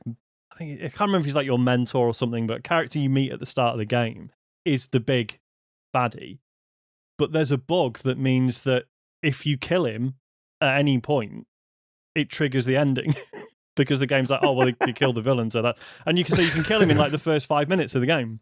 And the speedruns are just people have tried to figure out the most efficient way of doing that. You still have to fight him, and he's still really tough. Amazing. But it's like, how do you get powerful enough in those like that opening section to be able to just batter? It's really interesting stuff. Yeah, I love that stuff. Yeah, definitely check that stuff out and donate and support what they do, because it's one of the, as you say, the antidotes to current world gaming. Yeah. One final thing is when they're doing something and you're like, you don't understand, but everyone applauds. You've missed it, or you don't quite get the game, but everyone's going nuts, and you're like, he's just walking along. No, he saved himself 12 seconds doing that. That was incredible. Or like, because they have like loads of in-jokes as well, and I don't know most of them, but then there's like the one that's like the save or kill the animals thing, which is a Super Metroid thing. The final section of Super Metroid, there's this like optional bit where you can find this extra room and save all these animals or let them die, basically. And so you'll just be watching it, and then they'll be reading out donation messages, and so, someone's donated $10, and they say, kill the animals, and was like, way, and you're just like, what? What's happening? You just suddenly wake up. Yep. Okay, cool. Is that it for the news? That is it for the news, yeah. Right, let's get to what we've been playing. I would like to go back to Rhythm Paradise Groove, because I've been fucking hammering the shit out of that this weekend. Oh, really? Yeah. Yeah, the multiplayer is absolutely fantastic. It's really good. It's so good. I've not played loads. I played a bit with Isaac, but I was just like, straight away, I was like, I think I might prefer this to the main game. This is such a good time. I think I prefer it to the main game, because we're just having a lot of fun with but then that's the multiplayer game, isn't it, really? So I got to the bit where it's now reintroducing the levels again, and I haven't really started on that. I did that A level that you told us about, and absolutely hilarious. Like, even with the warning, it really took me by surprise, made me laugh a lot. The multiplayer is just brilliant. Like, I love the fact that it's not totally focused on competitive all the time. In fact, the vast majority of them, that you're working together. The majority of them are 4-player games. I love the fact that you can name your character whatever you want. So literally, it was penis, willies, knobhead, and all this. Like when we were playing, and we were cracking up. It's got some mini games that you'd be familiar with, like as I mentioned last week, the onion picking game. We've done them all now. Have you done them all yet? No, not all of them. No. Sean, have you done the cake one? Yes. The cake one is brilliant, right? Good. So it says tea time is 3:00, and you get to eat cake at 3:00. So the moment you're all, this is a competitive one. You're all sitting there with a controller in your hand. I was playing it with me and Harry. Joe was away, and there's a computer character that never wins. That it's not really doing anything. It's just to fill the space. But it says, right, the moment the clock gets to 3:00, on the dot, press the button and grab the cake, and whoever's closest to 3:00 gets to eat the cake, right? And the person that wins 3 cakes wins. So it starts off at 10 seconds to 3, and it's like 10, 9, 8, and you get through, and you're like, whoa, who was closest? And then after that, it'll go, right, 10, 9. And it goes quiet, and you're like, fuck, in your head, you're like, oh, fuck, and then you press it, and then it does stuff where it speeds up and slows down, and it goes to 20 seconds. That's when you get to the expert one, it's like 20 seconds, and it's slow, and it's like 10, it's like 20, 19, and then it goes quiet, and you're like, all of us are sitting there nodding our heads like this, and then like suddenly half of you are like 2 seconds out or whatever. Brilliant. It's just a really simple party game that I think, if you're with your mates or whatever, you will definitely be playing that. You don't need rhythm for that stuff. Is it against the spirit of the game to start shouting out numbers? Well, Harry was doing it. Was he? And I'm just going, shut up! Yeah. and still keeping count in his head while also saying a few numbers. I think that is harder for you to do both, actually, to shout the number. Yeah, you only throw yourself off as well. Just the fact that, in that game, each character, everyone has a fucking pompadour haircut, and the more rounds you win, it gets longer at the front, gets bigger. Yeah. And if you win, you get a jacket. Yes. And do a thumbs up to the thing. That was funny. There's a really interesting. These I'm just talking about the competitive ones now, but I'll get onto the cooperative ones later. There's a brilliant pairing games, like a snap game. Yes. Have you played that? Really good. So it's like, usually you get cards laid out on the table, and if it's an ace if it's a 4 and a 4, then you get to keep those cards. Same concept, but instead of numbers or pictures underneath the cards, it's a bird tapping in a certain way. So one bird will go duh, duh, duh, duh, duh, and then you go to the other one, and the other one will go duh, duh, duh. And because they don't match, you lose, but they tap at the same time, and you're like, right, okay, which one was that? That's tap? Really good. And the more that you get rid of, the more they add just cards with moles underneath. So you have to remember where the moles are as well, and then you do all that. That was really good fun. I really enjoyed that. But and the last competitive one that I really like was the wrestling race. Did you do that one?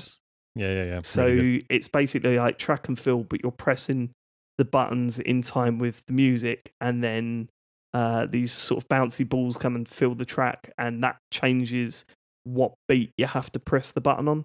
So you're going dum dum dum dum. The balls come along, and you go dum dum dum, and then you're sort of keeping control of that. And every time you cock up, your character moves back. So you have to keep on that rhythm to stay at the front of the thing. And then, of course, it does the usual rhythm paradise thing where it makes the lights go off or whatever, and you're doing it in the dark. And what's that got to do with wrestling? Did you say wrestling? Yeah, they're all wrestlers for some reason. It doesn't really. Yeah, they're just wrestlers, and then they jump on each other at the end of it to say who came first and second and third. So it's quite varied then. It's the very multiplayer aspect. Yeah, my favourite by far, or the one that we've played the most, is the volleyball one. See, we've not touched that yet. It's really basic, but there's 4 of you all on the same team, and a ball comes onto the screen, and you have to press it in time, and then you smash it towards the other team. At first, the 3 points wins, right? And you're not actually playing against someone. It's just if you make a mistake, then they get a point, basically. So the first one's really easy. The second one, it starts to get harder because you've got to dive and pick up, and that's at a different rhythm. And then the last one, the lights go out, and the rhythm speeds up. And honestly, we spent about 45 minutes trying to get Charlie just wasn't getting it, and he was getting stressed out. And we're going, no, come on, we're going to do this. And Matt will appreciate this. We were playing this Saturday, and I said, right, okay, this one, this is what the Croatia score. The England score is going to be tonight against Norway. This is what that score's going to be. So we've got to take it seriously. Everyone's like, right, lock in. We lost 3-0. We go, no, forget that. One. Not that one. Yeah, it's tough because like you were saying last week, the way the cooperative stuff works is pretty clever. Like usually if there's one, at least if one person's really good, you can usually sort of carry the team. But yeah, what we're finding is like Isaac's not bad at this stuff considering. Yeah. But we'll get to like the second sort of difficulty. Like for each of these games, there's like 3 difficulty levels, isn't there? And we'll do the second one, and I'm like, oh, this is really picking up now. This is really fun. And Isaac's like, I don't really want to do that one again. It's like, oh man, Come on. Yeah. We go again. But the tennis one, have you not done that one yet? Yes, we did. Okay. We did one of those. Yeah. We found that first one really easy. We haven't tried the second one yet. Yeah, it does pick up. Basically, it's like an RPG where you're going through a series of battles and like enemies are sort of coming towards you, but you're each like serving tennis balls and hitting them, and if you get the timing perfect, it's like a critical hit. Obviously, if you miss, you don't do any damage. The enemies come towards you, and so you're sort of battling these waves of enemies coming at you, and then there's like a boss at the end. Really, really good fun. I love how varied it is. That's brilliant. No, it's totally varied. And of course, it's got the germ one from the original Rhythm Goku. Yeah. That is so hard. Is it? Like, it's so hard for the four of you to do. Yeah, because not only are you trying to keep track of where the germs are, you're also the center spins, so you take up a different position all the time. Right, and it's like, fucking, you're trying to keep rhythm, and you're the point in which you are in that sort of loop is different every time. It's insane, but just brilliant fun. I can't remember the last time the three of us sat down and played a game together and had that much fun. Probably Mario Kart World when that came out, and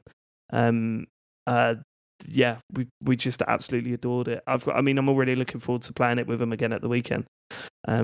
So yeah. Well, this week, Heave Ho 2 comes out on Switch. Nice. Oh, so, no. That's really great. Also, I think I talked about this afterwards. I think we should have a Patreon. Yeah, I was just thinking that was another one that 100%. that caused a big dispute in our house. That one. Yeah. I think it's just Switch and PC though at launch. Okay. So I could be wrong, but yeah. That's all right. We've got Switches, haven't we? James got 8 of them. Not anymore. But we're not using Switch Online. We're not using Switch Online to do it. Oh god, no. Why not?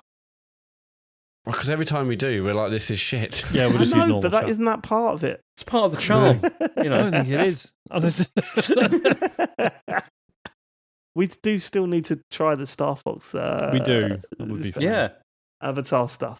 I was thinking about that for whether we were going to do that for the game maybe this month. Do that. Because Matt hasn't bought it, has he? Oh yeah, he doesn't care for the Star Fox. I was thinking, but Heave Ho 2, I'll be getting that. I was thinking either that or the other one I was thinking was the Mario Kart stuff, like because there's been those new knockout courses. Come on, you know, we can't do another one. Yeah, that's true. Maybe not. Right, Rhythm Paradise Groove. Honestly, seriously, love it. Give it a go. If you've got young kids that you want to play this with. It's so simple from a multiplayer level, and the most of it is cooperative as well. Yeah. So, yeah. So, do you think you've done everything you need to or want to do single player wise? Nah. Have you seen every game? I've seen every game, but I'm at the harder versions of those games now, and I am bang up for going through those as well. I just love it. It's a game that really speaks to me, and I'm sure, I sort of understand if someone says they don't like it, but it gives me so much joy that I will never totally get what's going through these people's heads. It's just too much fun. And do you not rest on these games until you've got like a perfect on every one? Is that how you play it? Or? I sort of mix it up. What do you do, Sean? Well, because of the way it works is you can only get a perfect score when it highlights the level and says, right, try and get a perfect score on this one. Sure. It doesn't acknowledge it otherwise. But yeah, you get the medals you get for doing an amazing one, getting an amazing score. Like, fine, but I'm not too bothered. Like if like I know I've done really badly and I'm like, no, I think if I tried again I'd do really well, then I might try again. But if I don't get the medal but I know I was really close, I'm like, well, what's going to be different if I do this again? There's going to be like 1 or 2 button presses that I'm going to nail that last time I didn't, and that's not really that interesting, you know. So I'd rather move on and then maybe come back to it later. That's me. Is there any of the modes that you've really struggled with or not liked? The one with the robot in the the dessert factory. The dessert shite. Don't get it. Can't get don't the timing understand at all. what he's even trying me to do. Yeah. I don't understand why in the tutorial the little thing shakes to show you that it's a bad one, and then in the game it just doesn't do that.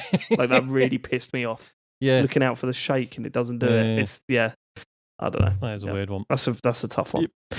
All right. That's Rhythm Paradise Groove. Sean, hello. What else have you got? Just a couple of quick ones. So I've gone back to. Better not be. That's true. Yeah, it's only fucking So I've got a lot to say. I've got a lot to say. It's right. yeah. 2 Point Museum I've gone back to. I mean, this should have been on my Game of the Year list last year. I fucking love it. And yeah, there's Steam summer sale was on. I noticed I already had like 2 of the DLC packs. I just sort of bought them ages ago and then haven't really looked into them. But then saw, in the Steam sale there was this Zooseum DLC to see what they've done there. And I thought, do you know what? Because remember, it was a few months ago I tried to play what's the zoo game? Zoo Tycoon? Zoo World. Zoo Tycoon? I think it was Zoo Tycoon. No. Shit. Planet Zoo. Zoo World. What's the one? Planet Zoo. Zoo World. Fucking hell. Zoo. I don't know. And I see Matt writing it down, deleting the one that he said at the start of the episode. And not the game's fault at all, but I don't know, whatever reason I couldn't get into it. Maybe it's just too complicated. Whereas 2 Point Museum is more my sort of speed, and then so them adding animals to that, I'm like, yeah, cool, I can handle that. It's great. It's been great just having like an excuse to go back to it. It's like I'm not deep enough into it to be like, oh yeah, this animal stuff feels really different to just like every other sort of, museum curation stuff I've done in the game before. But it's as an excuse to go back, I've been more than happy to revisit that. I was tempted because I saw it was on sale on the Switch too, and I was like, oh, do I get it on that? But I've already got it on the Steam Deck, so this is the problem now. Now that I've actually got regular use of my Switch 2 again. There's all these games that I'm like, but the screen is slightly nicer on the Switch too. It's a base game on Game Pass because the previous ones were, because me and Eddie love playing a campus and hospital. No, I don't think this one was. Because Eddie will bloody love this museum fun. So maybe that's 10 on its own. Maybe I'll buy this on Switch or Xbox myself because we love the first 2 because it's just they were funny and. Chen, but she'll love this. Yeah, Chen tried playing 2 Point Hospital, I think, on Switch, but she was playing it on Switch Lite and she found it to be a horrible experience because she said everything was so tiny. It was really cool. But no, there is a Switch 2 version of 2 Point Museum, so might be worth a look. And I've also been revisiting Against the Storm. I can't remember when I last talked about this. Talked about it before a few times. Got really into it last year, I think. Was it earlier? Did you stream this? No, I thought about streaming it. Yeah. So this is the sort of colony building game where it's in this fantasy setting where basically it never ever stops raining, and every sort of 10 years the whole world floods again, and then you start again. So it's like it's got like a roguelike structure to it. And I fucking adore it. The reason I've gone back to it this week is because we're in yet another fucking heat wave, and it turns out that basically like about 10 o'clock at night, I'm like, right, still too fucking hot. I hate this. So I will soak my t-shirt in the sink, wring it out, put it on, put the misting fan pointing in my face, and then play a game that's all about it never stops raining ever. And that. So you just sit in there like wet. Yeah, well, you wring it out. Well, is that not a surefire way to get a cold? I don't know, that's an urban myth. Don't get me started. Okay. So you're saying anyone's been caught in the rain or wet clothes? You're saying fine. Well, it's not good for you, but no, it doesn't give you a cold. A cold is a virus. Oh, okay. Okay. I'm in learning mode. What about air conditioning like air conditioning? What about it? Oh, it's blowing hot. Yeah, on planes. If you go off a plane, you're like, I feel ill. I assume it's the fact that you're in a tube with loads of people who probably have germs. Seems like it's not to do with. I don't know. Isn't wait for the feedback. People say there's something weird about. Yeah. I can't remember now. Is it like aircon filters? If they're not working, then they can just fire germs around. I don't know. Don't want to get accused of spreading false science. Lord knows. Dr. James Farley just sitting there giggling away. No, I'm just saying, I have all the knowledge, actually. I'm looking forward to the feedback that we're going to receive. So. I don't know. I don't think I've expressed a real opinion. Let the listeners do the work. All right. Basically just very rainy game. It's quite nice when there's a fucking heat wave on, and it's been really nice revisiting that as well. It's weird though, because according to Steam, I've spent like 35 hours on it. I don't feel like I don't know what I've been doing for most of that time. Because I now understand there's these like 4 like seals on the map that you have to break, right? So you're working your way across the map, like, right, the green seal's there, the blue one's there. So each sort of level, you can only travel so far on the map. So you're trying to work your way towards these seals, then you'll do like a special level where you there's like a big fucking demon under the earth that's trying to break out, and you're sealing it off again. And I've done one of those. And I'm working my way towards doing my second one. And I feel like in 35 hours, that's not very good. Sean, I've got news for you. It actually says 47 hours on your profile. Oh, shit. Well, that's embarrassing. It's worse than you thought. How long to beat? I'm going to look now. It's going to turn 47 hours of just sitting there in a wet t-shirt. Yeah. Having a great time. Okay, Against the Storm, main story completion time 37 hours. I think I just didn't know what was going on for like the first 25 to 30 hours. I don't know. Hey, Dave. How's Sean finding unemployment? Well, he's sitting in a wet t-shirt at the moment, playing his rain game. So, what do you think? So it does cool you down. You don't feel. I don't know. I can't imagine. I'm only doing this during a heat wave. This isn't like a thing I do. Yeah, I get that. I get that. But it's like, I don't know. I can't imagine purposefully just being in wet clothes. Yeah. When it's this hot, it's absolutely fine. Yeah. Is it recommended by the developers or whatever? No. What the fuck, James? Yeah. Don't try and join in with that. That was so crap. That was fucking hell. Like, look, I'm trying to come in with I thought James was quite rightly going to be like, did a doctor tell you to do this? Yeah, that's what I thought. James. I just wondered whether in the patch notes it said something like, we recommend a wet t-shirt. Bit of feedback. Right? Don't want to say that, James. The optics on that would be feedback. Not in today's. When you're doing what we're doing, you're supposed to jump in with a sort of genuine question, because that's the funny thing. Like, we can't take our mind off it. Not, do the developers say that you've got to do it? No. Do you know what? Fuck off. Because I think we should clip just James saying, do the developers recommend a wet t-shirt with no context, and that's it. All right. Yeah, Against the Storm. Because I think I said last time I discussed it, I got the game for like £2 off loaded, and then after 30 hours of gameplay felt so bad that I just bought all the DLC, because I was like, this is ridiculous that I paid so little for this game. You can take advantage of sales. That's fine. Like, that is but when it's to the point that, like, after the card fees, I don't think the devs even got paid. It's like okay. Okay, fair enough. Okay, cool. James Farley, after saying you've not played anything, you then said you played something in the pre-show chat. So what have you been playing this week, and why? Well, no, so the reason I wasn't going to put this down is because it's an old game that came out a very long time ago, and everyone's already said pretty much everything about it, and so I just thought it's probably not very interesting. But yeah, I've been playing Metal Gear Solid. The reason it's interesting. No one gives a shit about what you think about the game. It's more about what you're playing it on, how are you finding it. Like, that's the interesting bit. The reason I'm playing it is because there's the Collection 2 is out, like, reasonably soon. And you see, I've played through Metal Gear Solid, like, the first one a couple of times, and the second one I played through about twice, I think, but it was years and years ago. And how long is the first one then?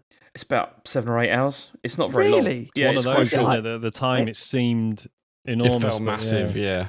In my head, that was like a 20-hour game, yeah. Yeah, and it's like, I mean, I'm close to the end. Like, I'm nearly done.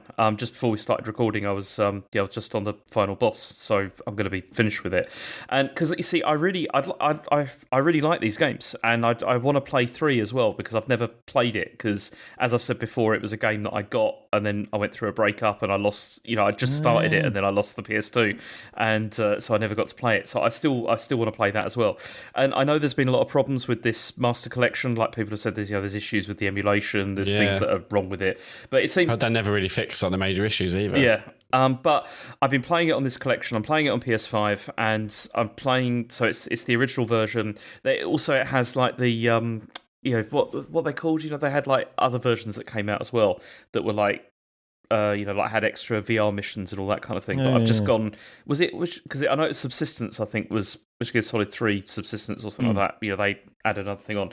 But I'm just playing Didn't they also just release Triangle? Didn't they just rename it to a Triangle? Delta, yeah. It was Delta. Snake Eater Delta. But that's like the remake, you know, like kind of thing. And this is just the originals. And I've kind of got a plan that I want to play through all of these games, because I've also never played 5 or 4.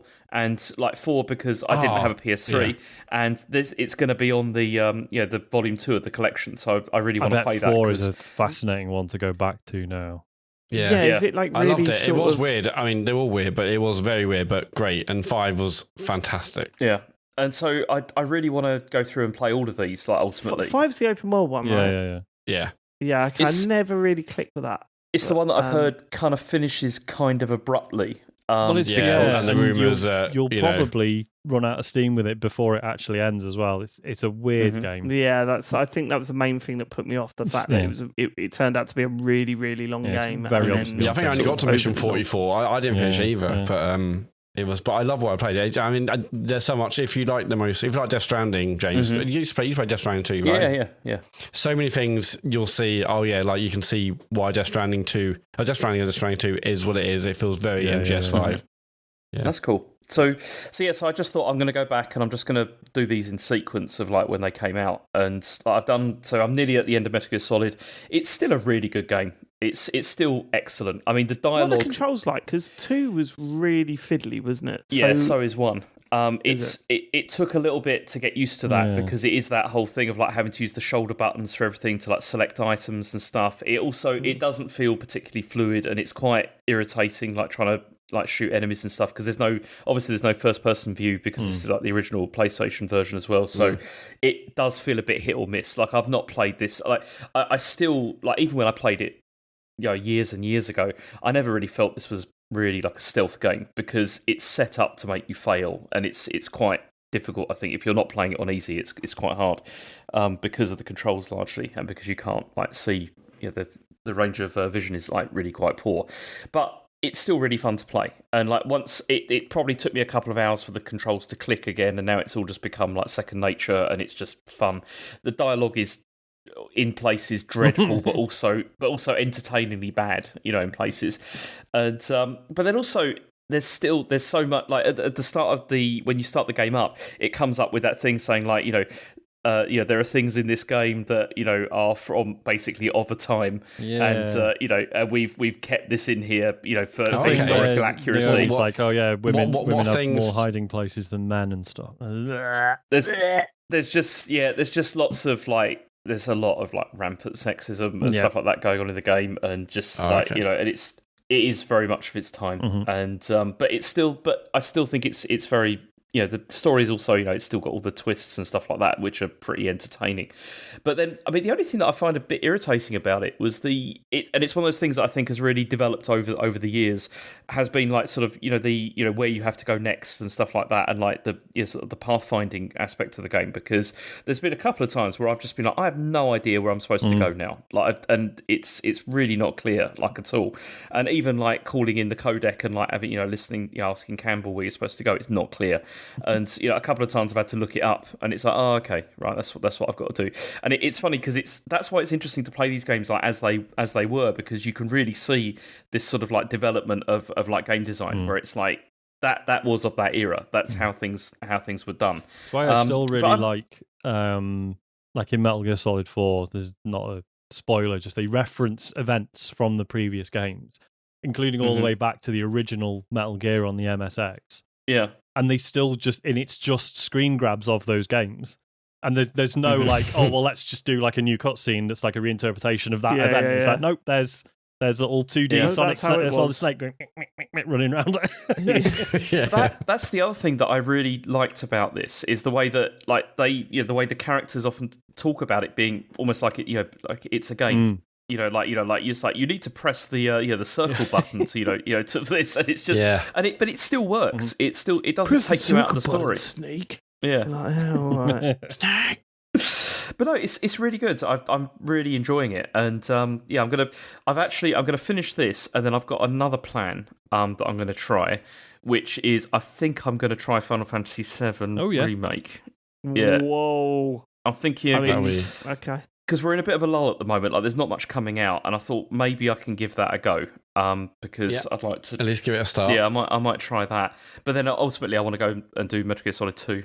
Because it's been years since I played that, and I'm hoping that's still held up because I really enjoyed that when I first played it. And I've not played that since it first came out. I just remember being so blown away by the graphics on we land on the PS2, the ship at the beginning with got that whole bit. The ship with like the rain and the wind and he like shooting the bottles in the bar. And it's like fucking amazing intro music as well. That was it was so good.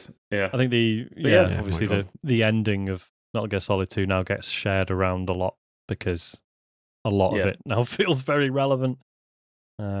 Which I know, and people are like, this is how ahead of his time Kojima was. It's like, no, he was reading a lot of books by people who were ahead of their time, which is fine. Like, it's interesting for him to take that stuff and put it in a game. But yeah, it's just not. But it's cool how sometimes these things they do like spark people's ideas and stuff. Like I've got a colleague who is interested in like eugenics and all this kind of stuff for like historical research. And I was going to say no. Is it? This is the problem he has all the time. I can imagine. And it's awful. But like, and one of the reasons that he got interested in that was because he played Metal Gear Solid and because of the whole like genome project and all that kind of stuff. It's it's cool when that happens. I just remember playing that as a kid and getting to the ending and going, don't get it. I'm not even going to pretend to act like I was following that story by the end. Yeah, by the end, just being like, so did we win or what was that? Bad guy win? What happened? So the new Metal Gear isn't the blonde fella. It's not a robot that I fight. It's something else.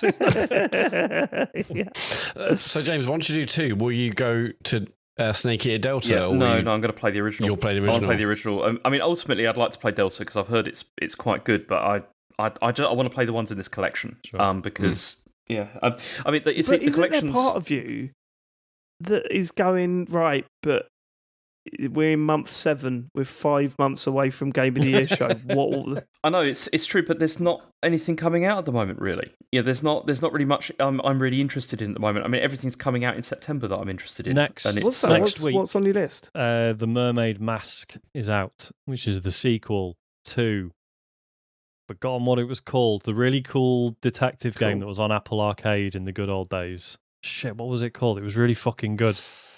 Anyway, the sequel to that's out next week. I'm very excited. Tangle Tower? Yes, that's the one. Thank you. Which sounds like a puzzle game, but it's not. Well, not like that. When's that platformer with the old man coming out? Because that's I don't know. Sort of back of my mind going, I need to play that game. The Eternal Life of Goldman. Yeah, I don't know. This year, apparently. Right. That's all they've said, I think. You see, when I look at what I'm excited about, I mean, we've got Big Walk that's coming out in 22 days. Mm-hmm. Looking forward to that. That'll be good. Oh, okay, so just over 3 weeks. Okay. Yeah. Brilliant. And then Orbitals is probably the next one after that I'm interested When's that out? That's in 52 days, according to my thing here. So, this is how I communicate time. I do it in days now. It's on my app. It's on his app. Okay. Where I track. Yeah, right. Wait, what? It's on the app. Okay. It's where I track stuff. Like what I'm interested in. What? Backlogged. Yeah, it's called Gaming Buddy, which is a terrible name. You got 3 gaming buddies right here, James. You don't need an app. You tried everything to not say that. I know because I'm sorry to the developer, but it's a terrible name for an app. But it's a very good app. Like, it's great. It's because the great thing about it is that when Gaming Buddy. Because it gives you everything in days. No, when they have when there's got events and stuff, they have everything that was announced during the event, and you could just go, okay, I want to follow that and stuff like that. It's pretty useful. It's good. All right. I like it. Gaming Buddy. That does sound good. I might have to get that. That does sound good because I'm constantly typing in games out in July. Well, you can find out that they're out in 55 days. From this, so that's very helpful. Can you tap that and gives you the actual? Does give you the actual date if you tap that? That's it's just that's how it should work. Probably. Right. That's Steam's got a new thing they've added on the homepage where it shows you. So they've always recommended you things that are out based on your current play history or whatever, and then there'll be the top 10 list of new and I forget the term they use, but basically up and coming, upcoming or whatever. So they're basically new games that have had a lot of reviews or a lot of interest really quickly, and that's usually a really good way of finding stuff. What they've now got is there's like this little calendar, so it'll show you like the next week or 2 weeks, and every day it'll show you like 2 games that are coming out that appear to be similar to things you've played in the past. So I found that quite useful. Just keep an eye out. But, that's not as good as Gaming Buddy, Sean, but it's certainly something, isn't it? I've already downloaded the GamingBuddy.eu. app. Okay. I've got the app now, so GamingBuddy.eu. Now we know why. Start a free trial for Gaming Buddy. You got to pay for it. What? James, are you a Gaming Buddy Pro? I am a Gaming Buddy Pro, actually. Yeah. Oh my god! How much? That, then. It's like £3 or something for like a year. £3 a no, it's day. not. That's just a flat out lie. What is it? I can't remember. Hang on, let's have a look. Oh, he doesn't even know. Give a shit. It's 25 quid a month, and he doesn't even think about it. Here we go. Right, it is. How much is it? It's actually it's £13 a year. That's not too bad, I suppose. Okay, that's quite. But I like to support developers. When they're doing stuff that's good. What's wrong with that? No. I mean, good on you. Is that supporting developers? What? No, the developer of the app. Giving them money. I just don't understand why it's a subscription rather. I suppose if they're updating the database and stuff, that's an ongoing effort. They've got to let us know how many days there are. This is like Sean. This is a small indie developer on a. I'm agreeing with you. I'm saying because that's the database they're going to be like maintaining constantly. So that is. Yeah, I mean, actually, that's to be fair, £13 a year. I'm probably going to pay for that just because it keeps me up to date with the show and stuff. Next week on the show, it's going to be so we're all using Gaming Buddy now. I've got to say, really impressed. I cannot wait for GTA 6 in 221 days. When did I can pay more for it? 7 days. I would pay double that if they gave me the actual date. That's what I would pay. It does. If you tap on it, it will tell you. Okay, good. Yeah. Well, made that the default one. Made that I want to tap to find out how many days remaining. I don't want to fucking. Matt, I've just checked. It says tap on it to find out normal dates. So you just tap on it. Feature for £13 a year. Can you make it generate a widget so that it shows like your next 3 upcoming games? It does that actually. Yeah, it has widgets as well. Yeah, that you can. Gaming Buddy does everything, doesn't it? Fucking hell, they're not paying us, so let's chill out a little bit. I mean, I also use it to manage my backlog of games. Right, shut the fuck up. We're not advertising. Look, James, Gaming Buddy, James, if you're have hearing you used the Apple? No, have you used the Apple TV app? Which one? There's an app. Gaming Buddy has an Apple TV app. Does it? I've not used that. No, because I haven't got an Apple TV. So yeah. I have to buy one now. God. Right. No, it's because Chen broke it, and I'm waiting for a new one. I see. Yeah, like we're all doing. We're waiting for a new one. It is her fault, and she would put her hand up and admit it was her fault. She sat. See, you can say this shit out loud because she's moved out. That's true. Shout it, James. Go on. Right. That's what we've been playing this week. Let's get to questions from our listeners, please. Hello. Come on. Hello. If you want to send us a question, go to tcgs.co. Maria Mendieta does that. Does that. Both. Oof. Says, dear TCGS, go! Too right. During the best part of the show, also known as the socials, you mentioned connecting a mouse to an Xbox. I did the same to play Game Builder Garage on the Switch. What other everyday or unusual peripherals do you wish you could plug into a console? Keep up the astonishing work. Sincerely, Maria.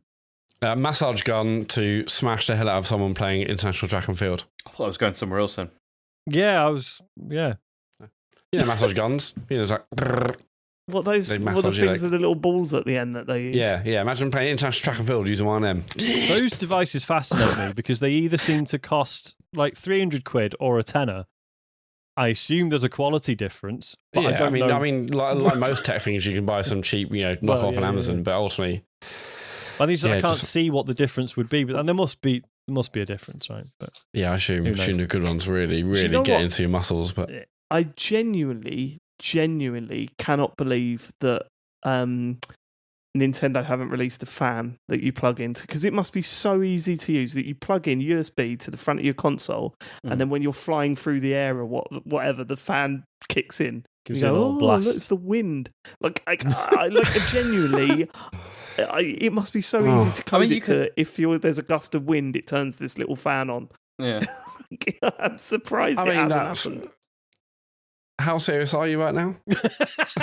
Matt, have you been to a 4D cinema? I haven't actually. I really want to. No, me neither. How have you not been to a 4D cinema? What do they call it here? Because we live in the north, Dave. We don't have stuff like that. 4D cinema. We all just crowd around a telly outside of Curry's. What you need, Sean, around is a fire. A concentration of so much shit that you need to get to the inane. I went to a bar last week that was based around fairground games. That was it. We just went in there and played like the basketball game and then whack-a-mole, and it was bizarre. Did they have like a shooting range as well? Yes, they had a shooting range. They had two, one water-based and one laser-based.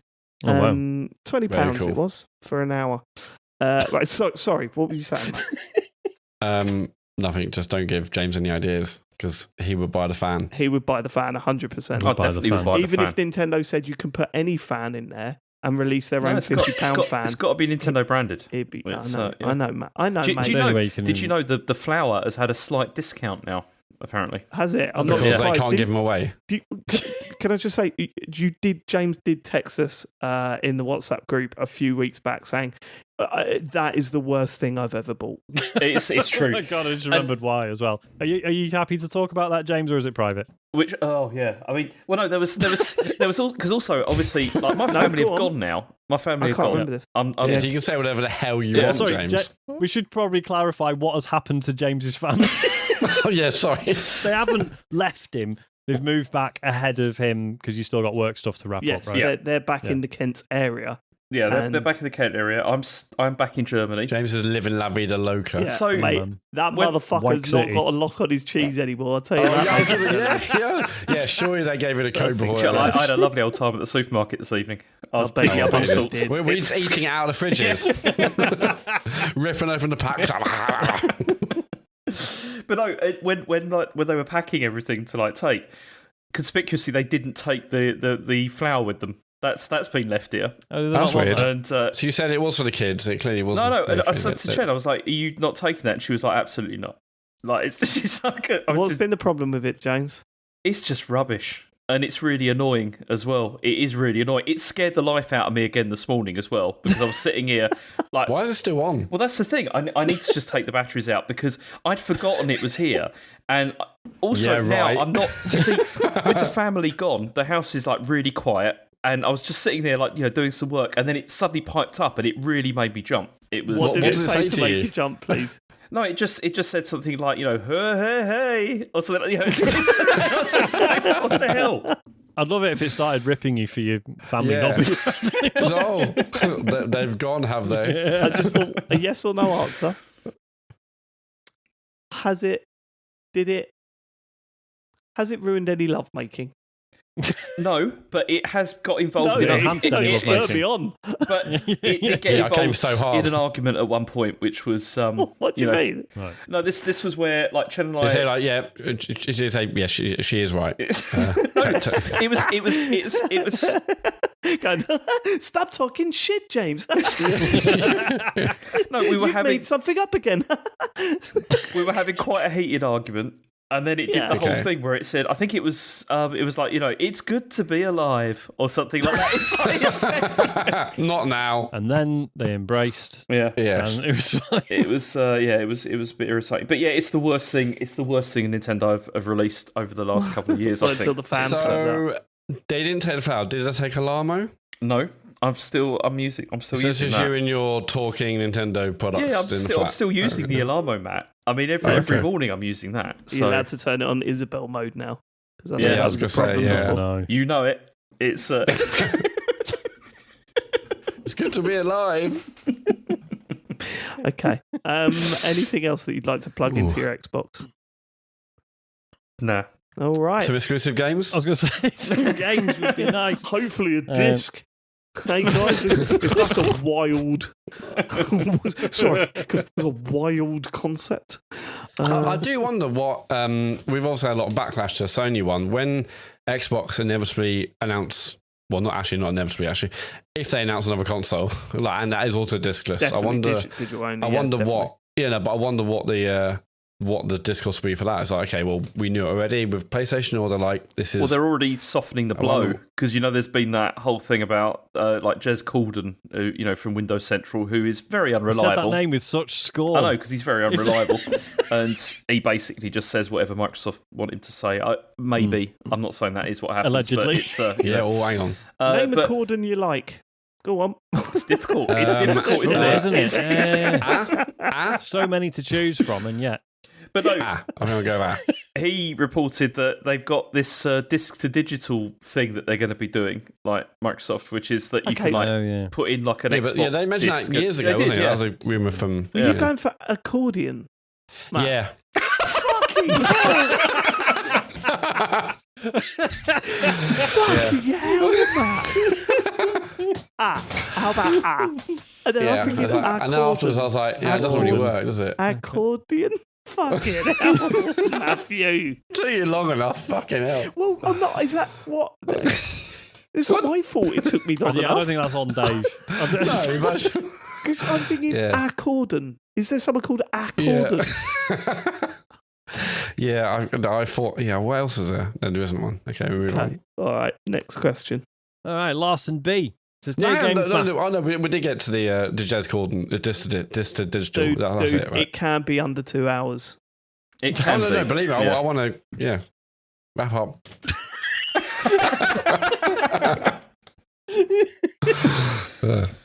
Larson B says, Dear Games Master, I've started down the road of most late 30-something fathers, namely a medical procedure to ensure it can never happen again. Oft repeated in the many pamphlets you get sent about the process is the statement that it will take cleaning the pipes around 24 times before you're good to get back on the horse without a saddle. Correct. As many on the pod have taken this journey, I have to ask, how did you approach this? Grind it all out in one session like you're power leveling against metal slimes in Dragon Quest? Enjoy exploring when it takes you until the natural... Wait, what? Enjoy exploring when it takes you until the natural soft cap like Lost Odyssey, or treat it like a rock band drum kit and forget about it because there's no chance you ever intend to use the instrument again. Truth. James, you look confused. No, I'm not confused. I'm just like, it's just all of the innuendo. It's just crack on as normal and then you'd be done in about a week, wouldn't you? Well, I was... So basically I was told, like, what was it? Yeah, so basically, I did the deed. I had the deed done. And then they were just like, you'll get an appointment to do a test and see if you're all clear. Do not engage until then. Really? I did. Basically. They said to me, just when you feel that you can, just crack on. And it was one of the most thrilling experiences of my life. I thought, this could be great or this could actually be damaging.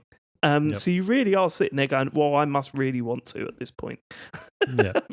Really my life's on the line. No, sorry, to be clear, I think they said, like, give it a week before you do anything, but in terms of, like, unprotected. Okay. Can we stop talking about this? I don't know what it is, but it makes me feel really uncomfortable, and I just hate it. Well, you should have it done, James, and see how you feel. I'm not having it done, and it just makes me feel uncomfortable. Snip, snap. Physical toll.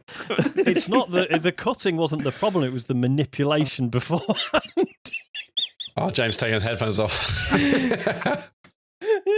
Okay, no one. You can't think about his tubes like that. Well, I'm doing it just to upset him at this point. It's true though. Unprotected is another excellent episode title. To be fair, Unprotected. So I should say, Larson, if you're listening, from what I've gathered, I had a particularly bad time. Did ya? Most people are just like, "Oh no, I didn't even know it was happening." Oh no, like mine hurt. But for some reason, everyone's going, "Oh, you had a really bad one, didn't you?" And I was like, "Really? It hurt for longer than I think you had you had sort of longer, like 2 days of a bit of pain, but it was fine after that. Best thing I ever did. Right. Not the best thing. That's the exaggeration. It was worth it. It wasn't the best thing I've ever done. That's bullshit. I don't know why I said that. On balance, neutral. No. Very freeing. Right. Are we... Let's move on. James, you can put your headphones back on now. It's safe. Slit into the... Yeah, and it just came out. Sorry, he's gone. You can put it back on. Right, okay. Fluids everywhere. Message comes from, in quote marks, Cleo Birdwell. Oh, yeah. Who says, Dear Zucchini Blossoms, Matt, bruised quart tin of extra virgin cold-pressed olive oil, Sean, bottle of Suave, James, and creme de Crécy, Dave. I've got a question for you. Yes. I spent the last 30 minutes reloading a Valkyria Chronicles save, hoping to defeat a boss in an unprecedented 1 round. She keeps dodging the final sniper shot, and I wonder if this is hard-coded to happen after X number of shots, but I keep trying. Have you ever hit your head against a wall trying to do an impossible thing in a game? Buy my memoirs, Amazon's out November 17th. Go Badgers. Love, Cleo. I had to look this up. This is all a mad... Is anyone familiar with Amazons, the book? No. Basically, it was a book that was written by a guy who like refuses to acknowledge it in any way, and it was written under the pseudonym Cleo Birdwell, and it's called Amazons, and it's getting a re-release. And look it up yourselves. Okay. Oh, all right then. Okay. Well, we'll just end the story there then. What's so special about it? No, you've got to say something. No, but that's it. But for some reason, this listener has decided to frame their entire message, their entire question about video games around this book that's getting re-released and the author wants nothing to do with. I mean, I'm sure there are a million answers to this. The most recent one that springs to mind was on Pragmata, which wasn't impossible, but you've finished it, haven't you, James? Pragmata, yeah, I finished it. That worm thing that comes out of the ground? Yes. And you're supposed to stay off of the sand, and then there are moments when you're... Yeah. I thought it was an enemy that you had to fight. So right at the start, I spent fucking ages fighting that thing, and I killed it. And I just went... And it come up with an achievement, and it was like a rare achievement or whatever. And then later on, you see another one, and you go, oh... I wasn't actually meant to fight that thing. No, I'm supposed to run past it. Yeah, crack on. No, beat the shit out of it. Killed it. See, I did this with Final Fantasy X because I remember the last boss was really, really irritating me. And I remember finding out, I think it was from a magazine actually at the time, because there wasn't internet so much then, that there was a possibility that you could get you could summon something and it would one-shot the final boss, basically, and then it would just be over. But the percentage chance of it happening is so low that it's almost impossible that it's going to happen. And I remember sitting there for a whole afternoon trying to make it do it because I was just so sick of trying to fight the boss. And but yeah, you could have just got the ascendant weapons or whatever they're called. I think in the end I did. I think in the end I was just like, oh, this isn't working. So I went back and did more grinding and got some more stuff, and then I did it anyway. But no, I spent ages trying to just get this thing to trigger just so I could just one-shot it, because it was doing that thing that happens in turn-based RPGs that I really hate, and I know that it's part of the system, but it has always felt like bullshit to me. Is where you know how you get the whole you're taking it in turns. So if you've got three characters, your character attack, their character, that you do your three character attack, then the boss attacks, and then occasionally for some reason the boss does about 6 attacks in a row, and it's I fucking hate that. It's something I really hate in RPGs, and so that was annoying me. Yeah, fair enough. Cool. Fun thing about you playing Final Fantasy VII Remake, but it's a little bit different. It's been more live. It's been more live action. You can kind of determine when you real play. time, isn't it? Yeah, it's a lot wait more, to lot better. See how James reacts to them. Yeah, okay. Cannot wait. Matt looks worried because I know you well enough to know that there are certain parts of that game that you will just go, what? No, there fuck? are some parts that are bullshit. I mean, the sewer chapter was ridiculous, and I still love the game. But some of the story stuff he'll hate as well. But there is some, the whole intro in that game is fucking fantastic. The stuff in that city, absolutely superb. It's everything. I think that is the cutting off point after you fight that weird thing in the gauntlet. That's when it goes downhill. Well, it's good, James. Just okay. Which I don't think which one? I don't think I've got anything for this because I'm a big old quitter.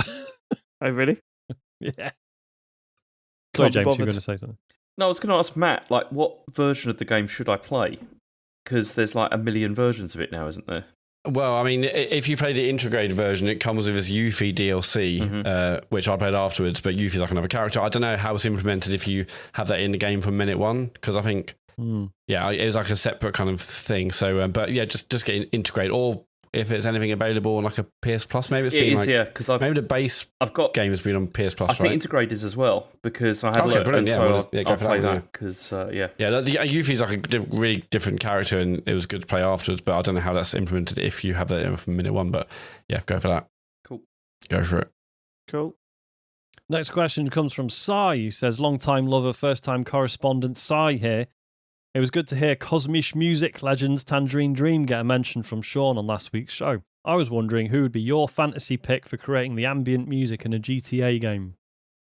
I mean, my first answer is going to be Hans Zimmer, but it would be a very different game.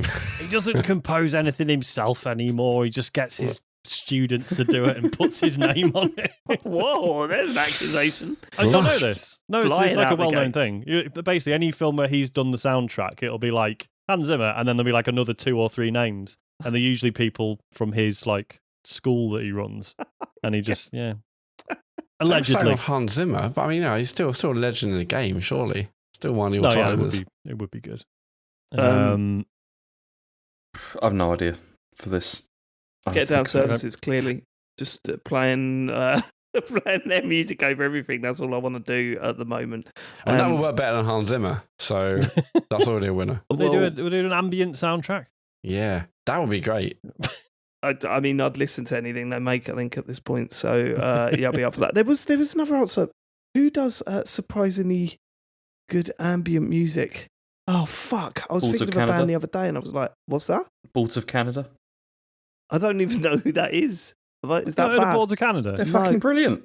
Bloody hell. Yeah. Fuck off, Sean. You never heard of fucking Elton John at one point. I mean, Boards of Canada for the ambient music in GTA would be a trip. Like, it would be quite interesting, I think. But I don't think it would work. I still think some of the most incredible ambient music I've played in the game was from, British Sea Power for Disco Elysium. Oh, yeah. It was Sea Power now because they're ashamed of being British, Dave. They were just called, were they? Oh, right, well, fuck them then. Have they not been watching the World Cup? The music in that game is so superbly pitched. It's so off kilter, but so in keeping with the fucking the tone of that game. It is just brilliant. Like, I really, really love it. Who did the soundtrack to No Man's Sky again? Oh, that was 65 Days of Static. Because that was also... But we're just picking... I say that. It was 65 Days of Static, and then I think someone internal has done a load more music since, and a lot of that's really good as well, so... Should probably shout that. It'd be good if I knew their name, but here we are. Yeah, a genuine thing is, I mentioned this before, I love the...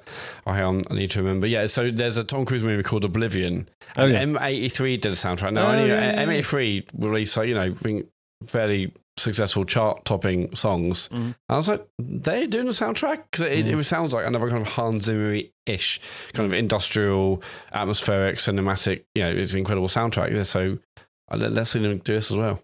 Oh, and I mean, we are just saying things from other games at this point, but Future Islands, 100%. Honestly, an ambient soundtrack? Sorry? An ambient soundtrack? Yeah, totally. Yeah, totally. Genuinely, with the synths and everything. If you listen to some of their slower tracks on their latest album, it is fucking superb. And I think they could absolutely nail that. Probably not with the vocals. I think if there's an ambient soundtrack and you've got I was walking down the street, well, it's kind of killing the mood. Maybe just the instrumentals. Then I would be fucking well up for that. My answer would be Dennis Huddleston, aka 36. He's like the artist that got me into ambient drone stuff because a lot of it is quite boring, but I discovered ambient drone. Is that a music genre or is that a YouTube thing? That is a music genre, Matthew. Okay, cool. It was who was it? It was someone in our Discord posted. He did this album. He collaborated with someone else, and it's called Stasis Sounds for Long Distance Space Travel, and it's fucking brilliant. There's like 3 albums of it, and it's fucking great. I got well into his stuff through that. I think he would be good. Can I suggest something for our YouTube channel? You got a bit more time on your hands in the evenings now that you're on your own, James. Yeah, I guess so. Can we have a James Farley Reacts channel? Because I'm just thinking, I was thinking, Ange de Portrine or whatever, I can never say the name right. I fucking love that. Have you actually seen that? Yeah, of course I have, that, right? No, it needs to be stuff that you need to see for the first time. Yeah. James Farley Reacts, that is... Sorry, John. You are going to go down the pecking order in the world of reaction videos. It's over. I don't think it'll work. Maybe in like a new channel where we just suggest stuff to James and he's got to react. Are you trying to get rid of James? Is that what's happening? No, I want him to be a superstar. Oh, we haven't mentioned the gifts. The gift stuff that we... Oh, yeah, because James Farley, I mean, he's clearly the big gun in this podcast at this point because James Farley, we found out, has sort of gone viral in the world of WhatsApp GIFs.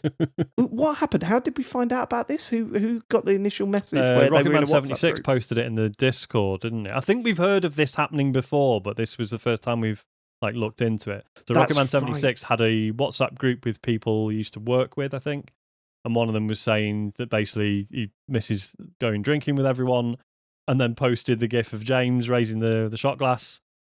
And Rocketman was like, these people don't even know that I like games. They definitely don't know anything about the show. He's just found this GIF entirely by himself. Right. And then Matt looked it up, and there's numbers involved, isn't there? Yeah. Yeah. I was we can going see to how many times that GIF has been used, and it's like quite a few of our GIFs have been used about 100,000 times. And you go, okay, that's pretty fucking special. How many million was it for James? Well, yeah. But when we produce GIFs, I uploaded them to all the services at the time, which is Giphy and also Tenor, which is by Google, or Google bought them. But I think recently, in the last week or two, Google have shut the API down. So Giphy is still the main one. And I logged in, and I was like, oh my god, 2.2 million times this GIF's been used. And I was like, no, that's just the last 30 days. No, really, I didn't know that. Yeah. So basically, all time. It's brought up recently though, because all time the GIF of James Farley kind of doing the shot, which was after we lost one of the Independent Podcast Awards. That's number one in our list with 3.8 million views. 3.8 million. But all the views in total is 5.8 million. Oh my fucking god! James is. People are posting GIFs of James everywhere. This is. How did you feel? It's obviously the James Farley thumbs up one, a mere 215,000. Yeah, that's rubbish. That's the one we thought was going to bang. Yeah. Or the one where how about the one where he tries to put his glasses on and pokes himself in the eye? That's a good one. That one is 106,000. Pathetic. But yeah, I mean, basically that one's been blown. It blowed up. Basically, it's the 4th of. Been blown up. Yeah, basically from 4th of Jan onwards. What's disappointing is the one where the thumbs up and he's poking himself in the eye. I know 50% of those is me. So that sort of takes the sting off it. But I don't use the shot glass one that often. So, wow. Well, everyone else is apparently. Yeah. Yeah, basically, from the 4th of Jan onwards, it's just gone crazy. Something clearly happened. Should we briefly talk about the podcast download figures? Right, is that too inside baseball? It's too, well, I mean, let's not go into figures or anything, but... No, I wasn't going to give numbers. I wonder if there's a connection then. Because I don't think so. I don't see how there could be, though. Right, basically, in short, we usually get a certain amount of downloads the day before a podcast comes out. And it's usually a trickle by that point. Obviously, so on the Wednesday, the show comes out, you get a big surge, and then that sort of peters out through the week. So by Tuesdays, most people have... Most people are interested in downloading it by that point. Still in the hundreds of downloads. Still get a few, yeah.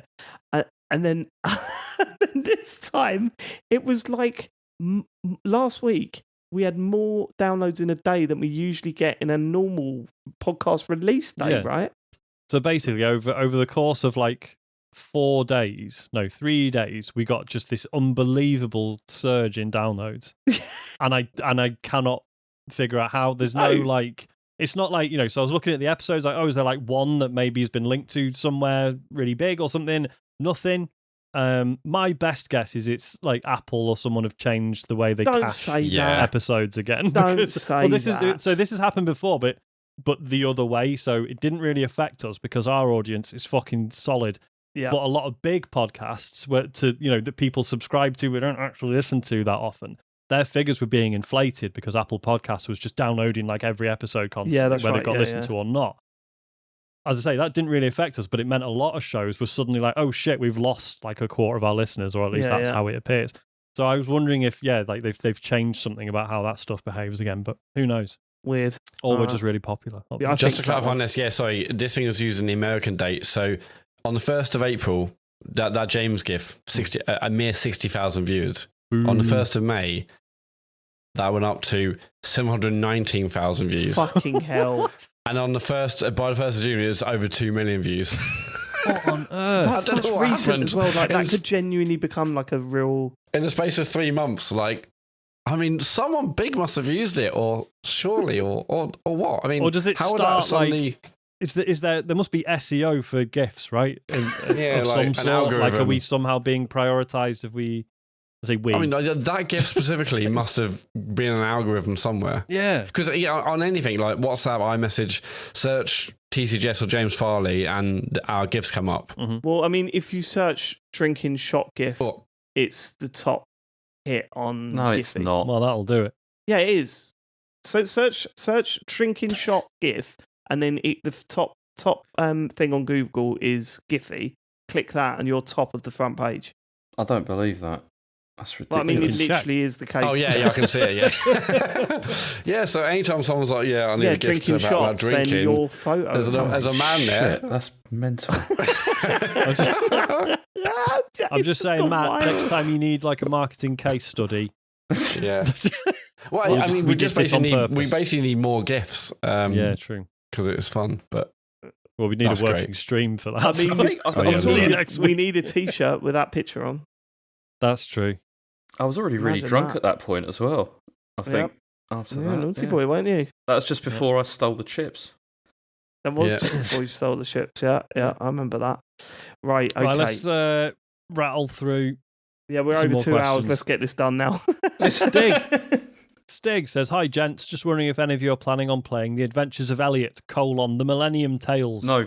Next question. It's not been getting talked about enough, but I've been enjoying it loads. It's a modern take on old school Zelda like Link's Awakening, but not as frustrating with its puzzles. It's the perfect blend of Zelda gameplay with Dragon Quest music and monsters. I think James would really enjoy it. James. Definitely worth playing. Hopefully more people will pick it up when the price drops. Thanks. I didn't know it was out already, honestly. Yeah, I played quite a bit of the demo. I thought it was fine, but then I've read since that apparently it saves its best ideas for like 10 hours in or whatever. Everyone's just like, just get through the intro, it's really boring, and then the really cool stuff starts happening. I don't know if Stig would agree with that. That is what I've read. So that's fine. I just heard mixed things about it. That? What have you heard? I've heard only negative things about this, like people saying it's not that good, and so but maybe I'm wrong. You got a 10 out of 10 on Noisy Pixel, James. Oh really? Okay. Yeah. Sold. Unbelievable. Embarrassing. And that's Noisy Pixel, all right? I'm looking at the GIF of James just doing the shot. That's all I've got up next to something that you and 3.7 other million people. Views, yeah. Wild. Okay. Adventures of Elliot has got a 79 on Metacritic, which is that awful place, isn't it? Where it's like, well, clearly it's good, but it's also like 10 hours when there's loads of stuff coming out. It's it's you tough. know what I thought about the other day? Fantasy Critic. Remember that? Oh yeah. We said we were going to do that. I think I preferred it last year. I preferred last year when we were like constantly on it and looking at it. I'm constantly on it and looking at it. No, this is still good. That's why I won. You know what I thought about the other day? The Life is Strange spoiler cast. Oh yeah, that was right. Yeah. That was when I was looking at the download figures, because this surge we had last week. I was looking through all the episodes. Fuck me, those Life is Strange spoiler casts really mess up the average. Oh, do they not do very well?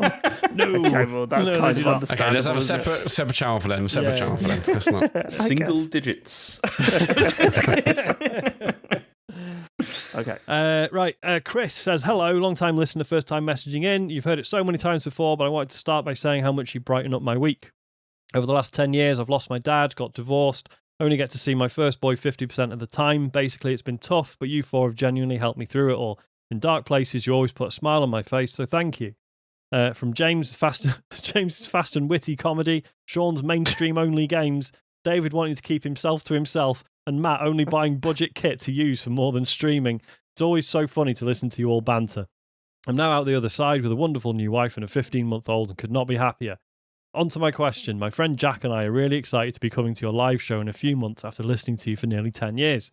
We both live on the south coast, so not been able to make it to previous shows, but cannot wait for this one. We're wanting to come up to London earlier, and we're wondering if anyone can recommend somewhere to spend a few hours before the show. Ideally an arcade bar or gaming establishment, etc. Any suggestions welcome. Much love and keep doing what you do, Chris. Aren't people meeting at the I was going to say, there's chat on the Discord about people meeting up during the day. I can't remember where, but yeah, if you head to the Discord and go to the... Yeah, it was a golf place, wasn't it? Yeah, yes, the mini golf place. Yeah. So yeah, I think it's probably in the live events channel on the Discord. Have a look there, or if not, just ask in general and someone will point you to where the discussion's happening. So yeah, have a look. Yeah. Last one comes from Push Button Joe. Says, hi TCGS, beautiful boys. It's easy to look at the current state of the game industry and feel great despair, but you have to find joy where you can. It's recently come to my attention that the Metal Gear Solid collection is getting a follow-up that includes Metal Gear Solid 4, and that this will be releasing on the original model Switch. I, for one, can't wait to see just how poorly this runs. I fully expect it to run at the size of a postage stamp and make the aged console belch smoke like a steam engine. What is it? Well, the steam engine... Not a steam engine, not belch steam? No, of course, because you use coal to... What is something games are you looking forward to that isn't GTA 6? Love and kisses, Joe. Honestly, nothing. I feel like I'm in a holding pattern until GTA's out. Hang on, I need to consult Gaming Buddy. Yeah. I'll complain about the remakes, but the Ocarina of Time, I'm fucking pumped for. I can't wait to see how that pans out. So I am looking forward to that. I'm looking forward to Wolverine just looks class. That's going to be great. I mean, it's one of those, isn't it, where games will come out of the woodwork out of nowhere and that are exciting and interesting. We've been here a million times before, and to be fair, I have got a lot more games on my list now than I did 2 months ago. That I think when I talk about my list, I'm talking about my Game of the Year nomination list. I don't think it's been as exciting of a year as last year. However, I still think there's plenty of surprises to come. So I'm not too down on it, and I'm not fully focused. As much as I'm looking forward to GTA 6, I'm not fully focused on it. Is anyone fussed about playing Halo Campaign Evolved? That's out on the 28th of July. I was thinking about it. Is it coming to Game Pass? I assume so. I better do. I was going to say, rude if not. Well, weirdly, we didn't play enough for it to be worth putting on my what you've been playing list. Played a bit of Halo 3 with Isaac this week. I was thinking about playing Halo with Charlie. Yeah, go on. I had an amazing time. Isaac doesn't seem that fussed. Oh, really? So I had the same experience. I was kind of thinking, well, if he enjoys this, maybe we'll play, Campaign Evolved. What were you playing Halo with Isaac for, James? No. I played Combat Evolved with Asha once, and I thought it was great, and he was not bothered. Yeah, okay. Well, that's a concern. That is a concern. Okay. What's that? I keep forgetting the name. That Star Wars turn-based Zero Company, turn-based strategy game. Zero Company. What, sorry? Zero Company. That's Star Wars one, Zero yes, Company. Thank you. Yeah. I mean that could go either way, but it's a lot of things that I do like, and it would just be nice to have a good Star Wars game or just a good Star Wars anything. Yeah. I should probably give up on that, but. Wait, but that Pod Racer game looks good, doesn't it? Oh yeah, that looks sick as well. Previews. Isn't it mad that I know I said this on WhatsApp, but when the previews for that came out and everyone was like, it's really fucking good, and but some of the headlines were like, don't be put off by the fact that it's Star Wars, and it's like, God, what a change we've seen in the last 10 years. But the last 10 years, I mean, it still blows my mind that people go, that they really ruined Star Wars. The prequels happened. But there's a whole generation that grew up with those that love them. There's a whole generation that has no issue with the prequels whatsoever. Yeah, and there'll be a whole generation that's not got a problem with the Disney shit. No, they won't. But then, to be fair, the prequel trilogy happened, but then there was other good stuff. Mandalorian season 1 felt like a real breath of fresh air, and then and then we've had Andor as well, which was really good. Andor's superb. Yeah, that's been a couple of good things. We can't do it here, but I'd love to have a real row with you, Disney films versus prequels. Yeah, I wouldn't mind doing that because because it's in my head. I love Force Awakens. Ridiculous if you're picking the prequels. Well, Force Awakens is great, and so is exactly. Force Awakens is great. But The Last Jedi is okay. Is one of the worst things ever. It's awful, David. Worse than Attack of the Clones. Yes. Fuck off. Absolute no, bollocks. Actually, yes, it is worse than Attack of the Clones. Attack of the Clones doesn't ruin anything else. It's just shit. It's just rubbish. Yeah. Whereas Palpatine has returned. I mean, let's just not get there now. I rewatched them all before one of the new trilogy movies, and the first two aren't as bad as I remember them at the time. The third one is still pretty poor, but the first two was okay. I enjoyed them for what they were. It's different at the time. The prequels. Yeah, the first two aren't as bad as I remember them being. The third one is still dreadful. One's the one that's all right. Yeah, the third one's all right. The first two of the prequels. In my opinion, worse than the fucking last. What the last one of the whatever that shit one, the shit one in the latest trilogy, absolute bullshit. The first, I mean, Phantom Menace. The Phantom Menace has got the fucking jewel of the got Darth Maul fight. It's got fucking pod racing. It's like the first two insane, decent. right? Yeah, but you're insane if you think that. Oh, okay. Can we just? It's also there's a trading dispute. Which is just anyway. Turns out that was pretty accurate. Anyway, let's. Anyway, and then had really racist characters throughout. Can we James? not now? Happy for that, Look, we can do this, but not now because I'm hot and I want to go to bed. I am looking forward to Control Resonant. Oh yeah.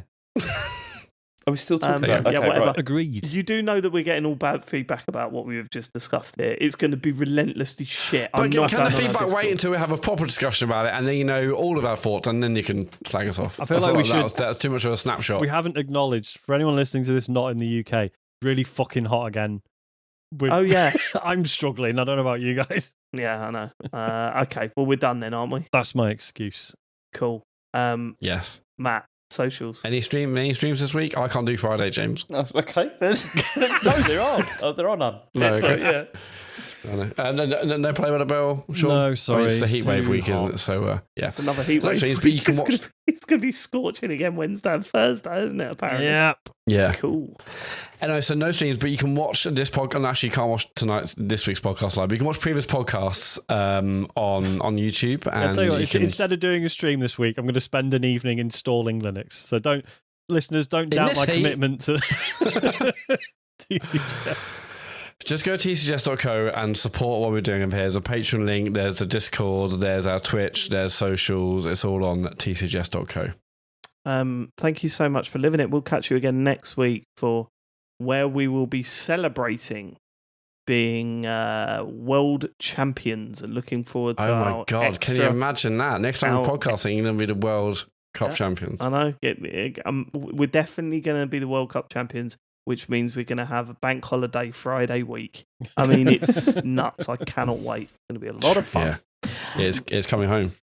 It's all right. We will catch you next week. See ya. Have you not heard that song? Goodbye. Come on, England. Right. All right, sure.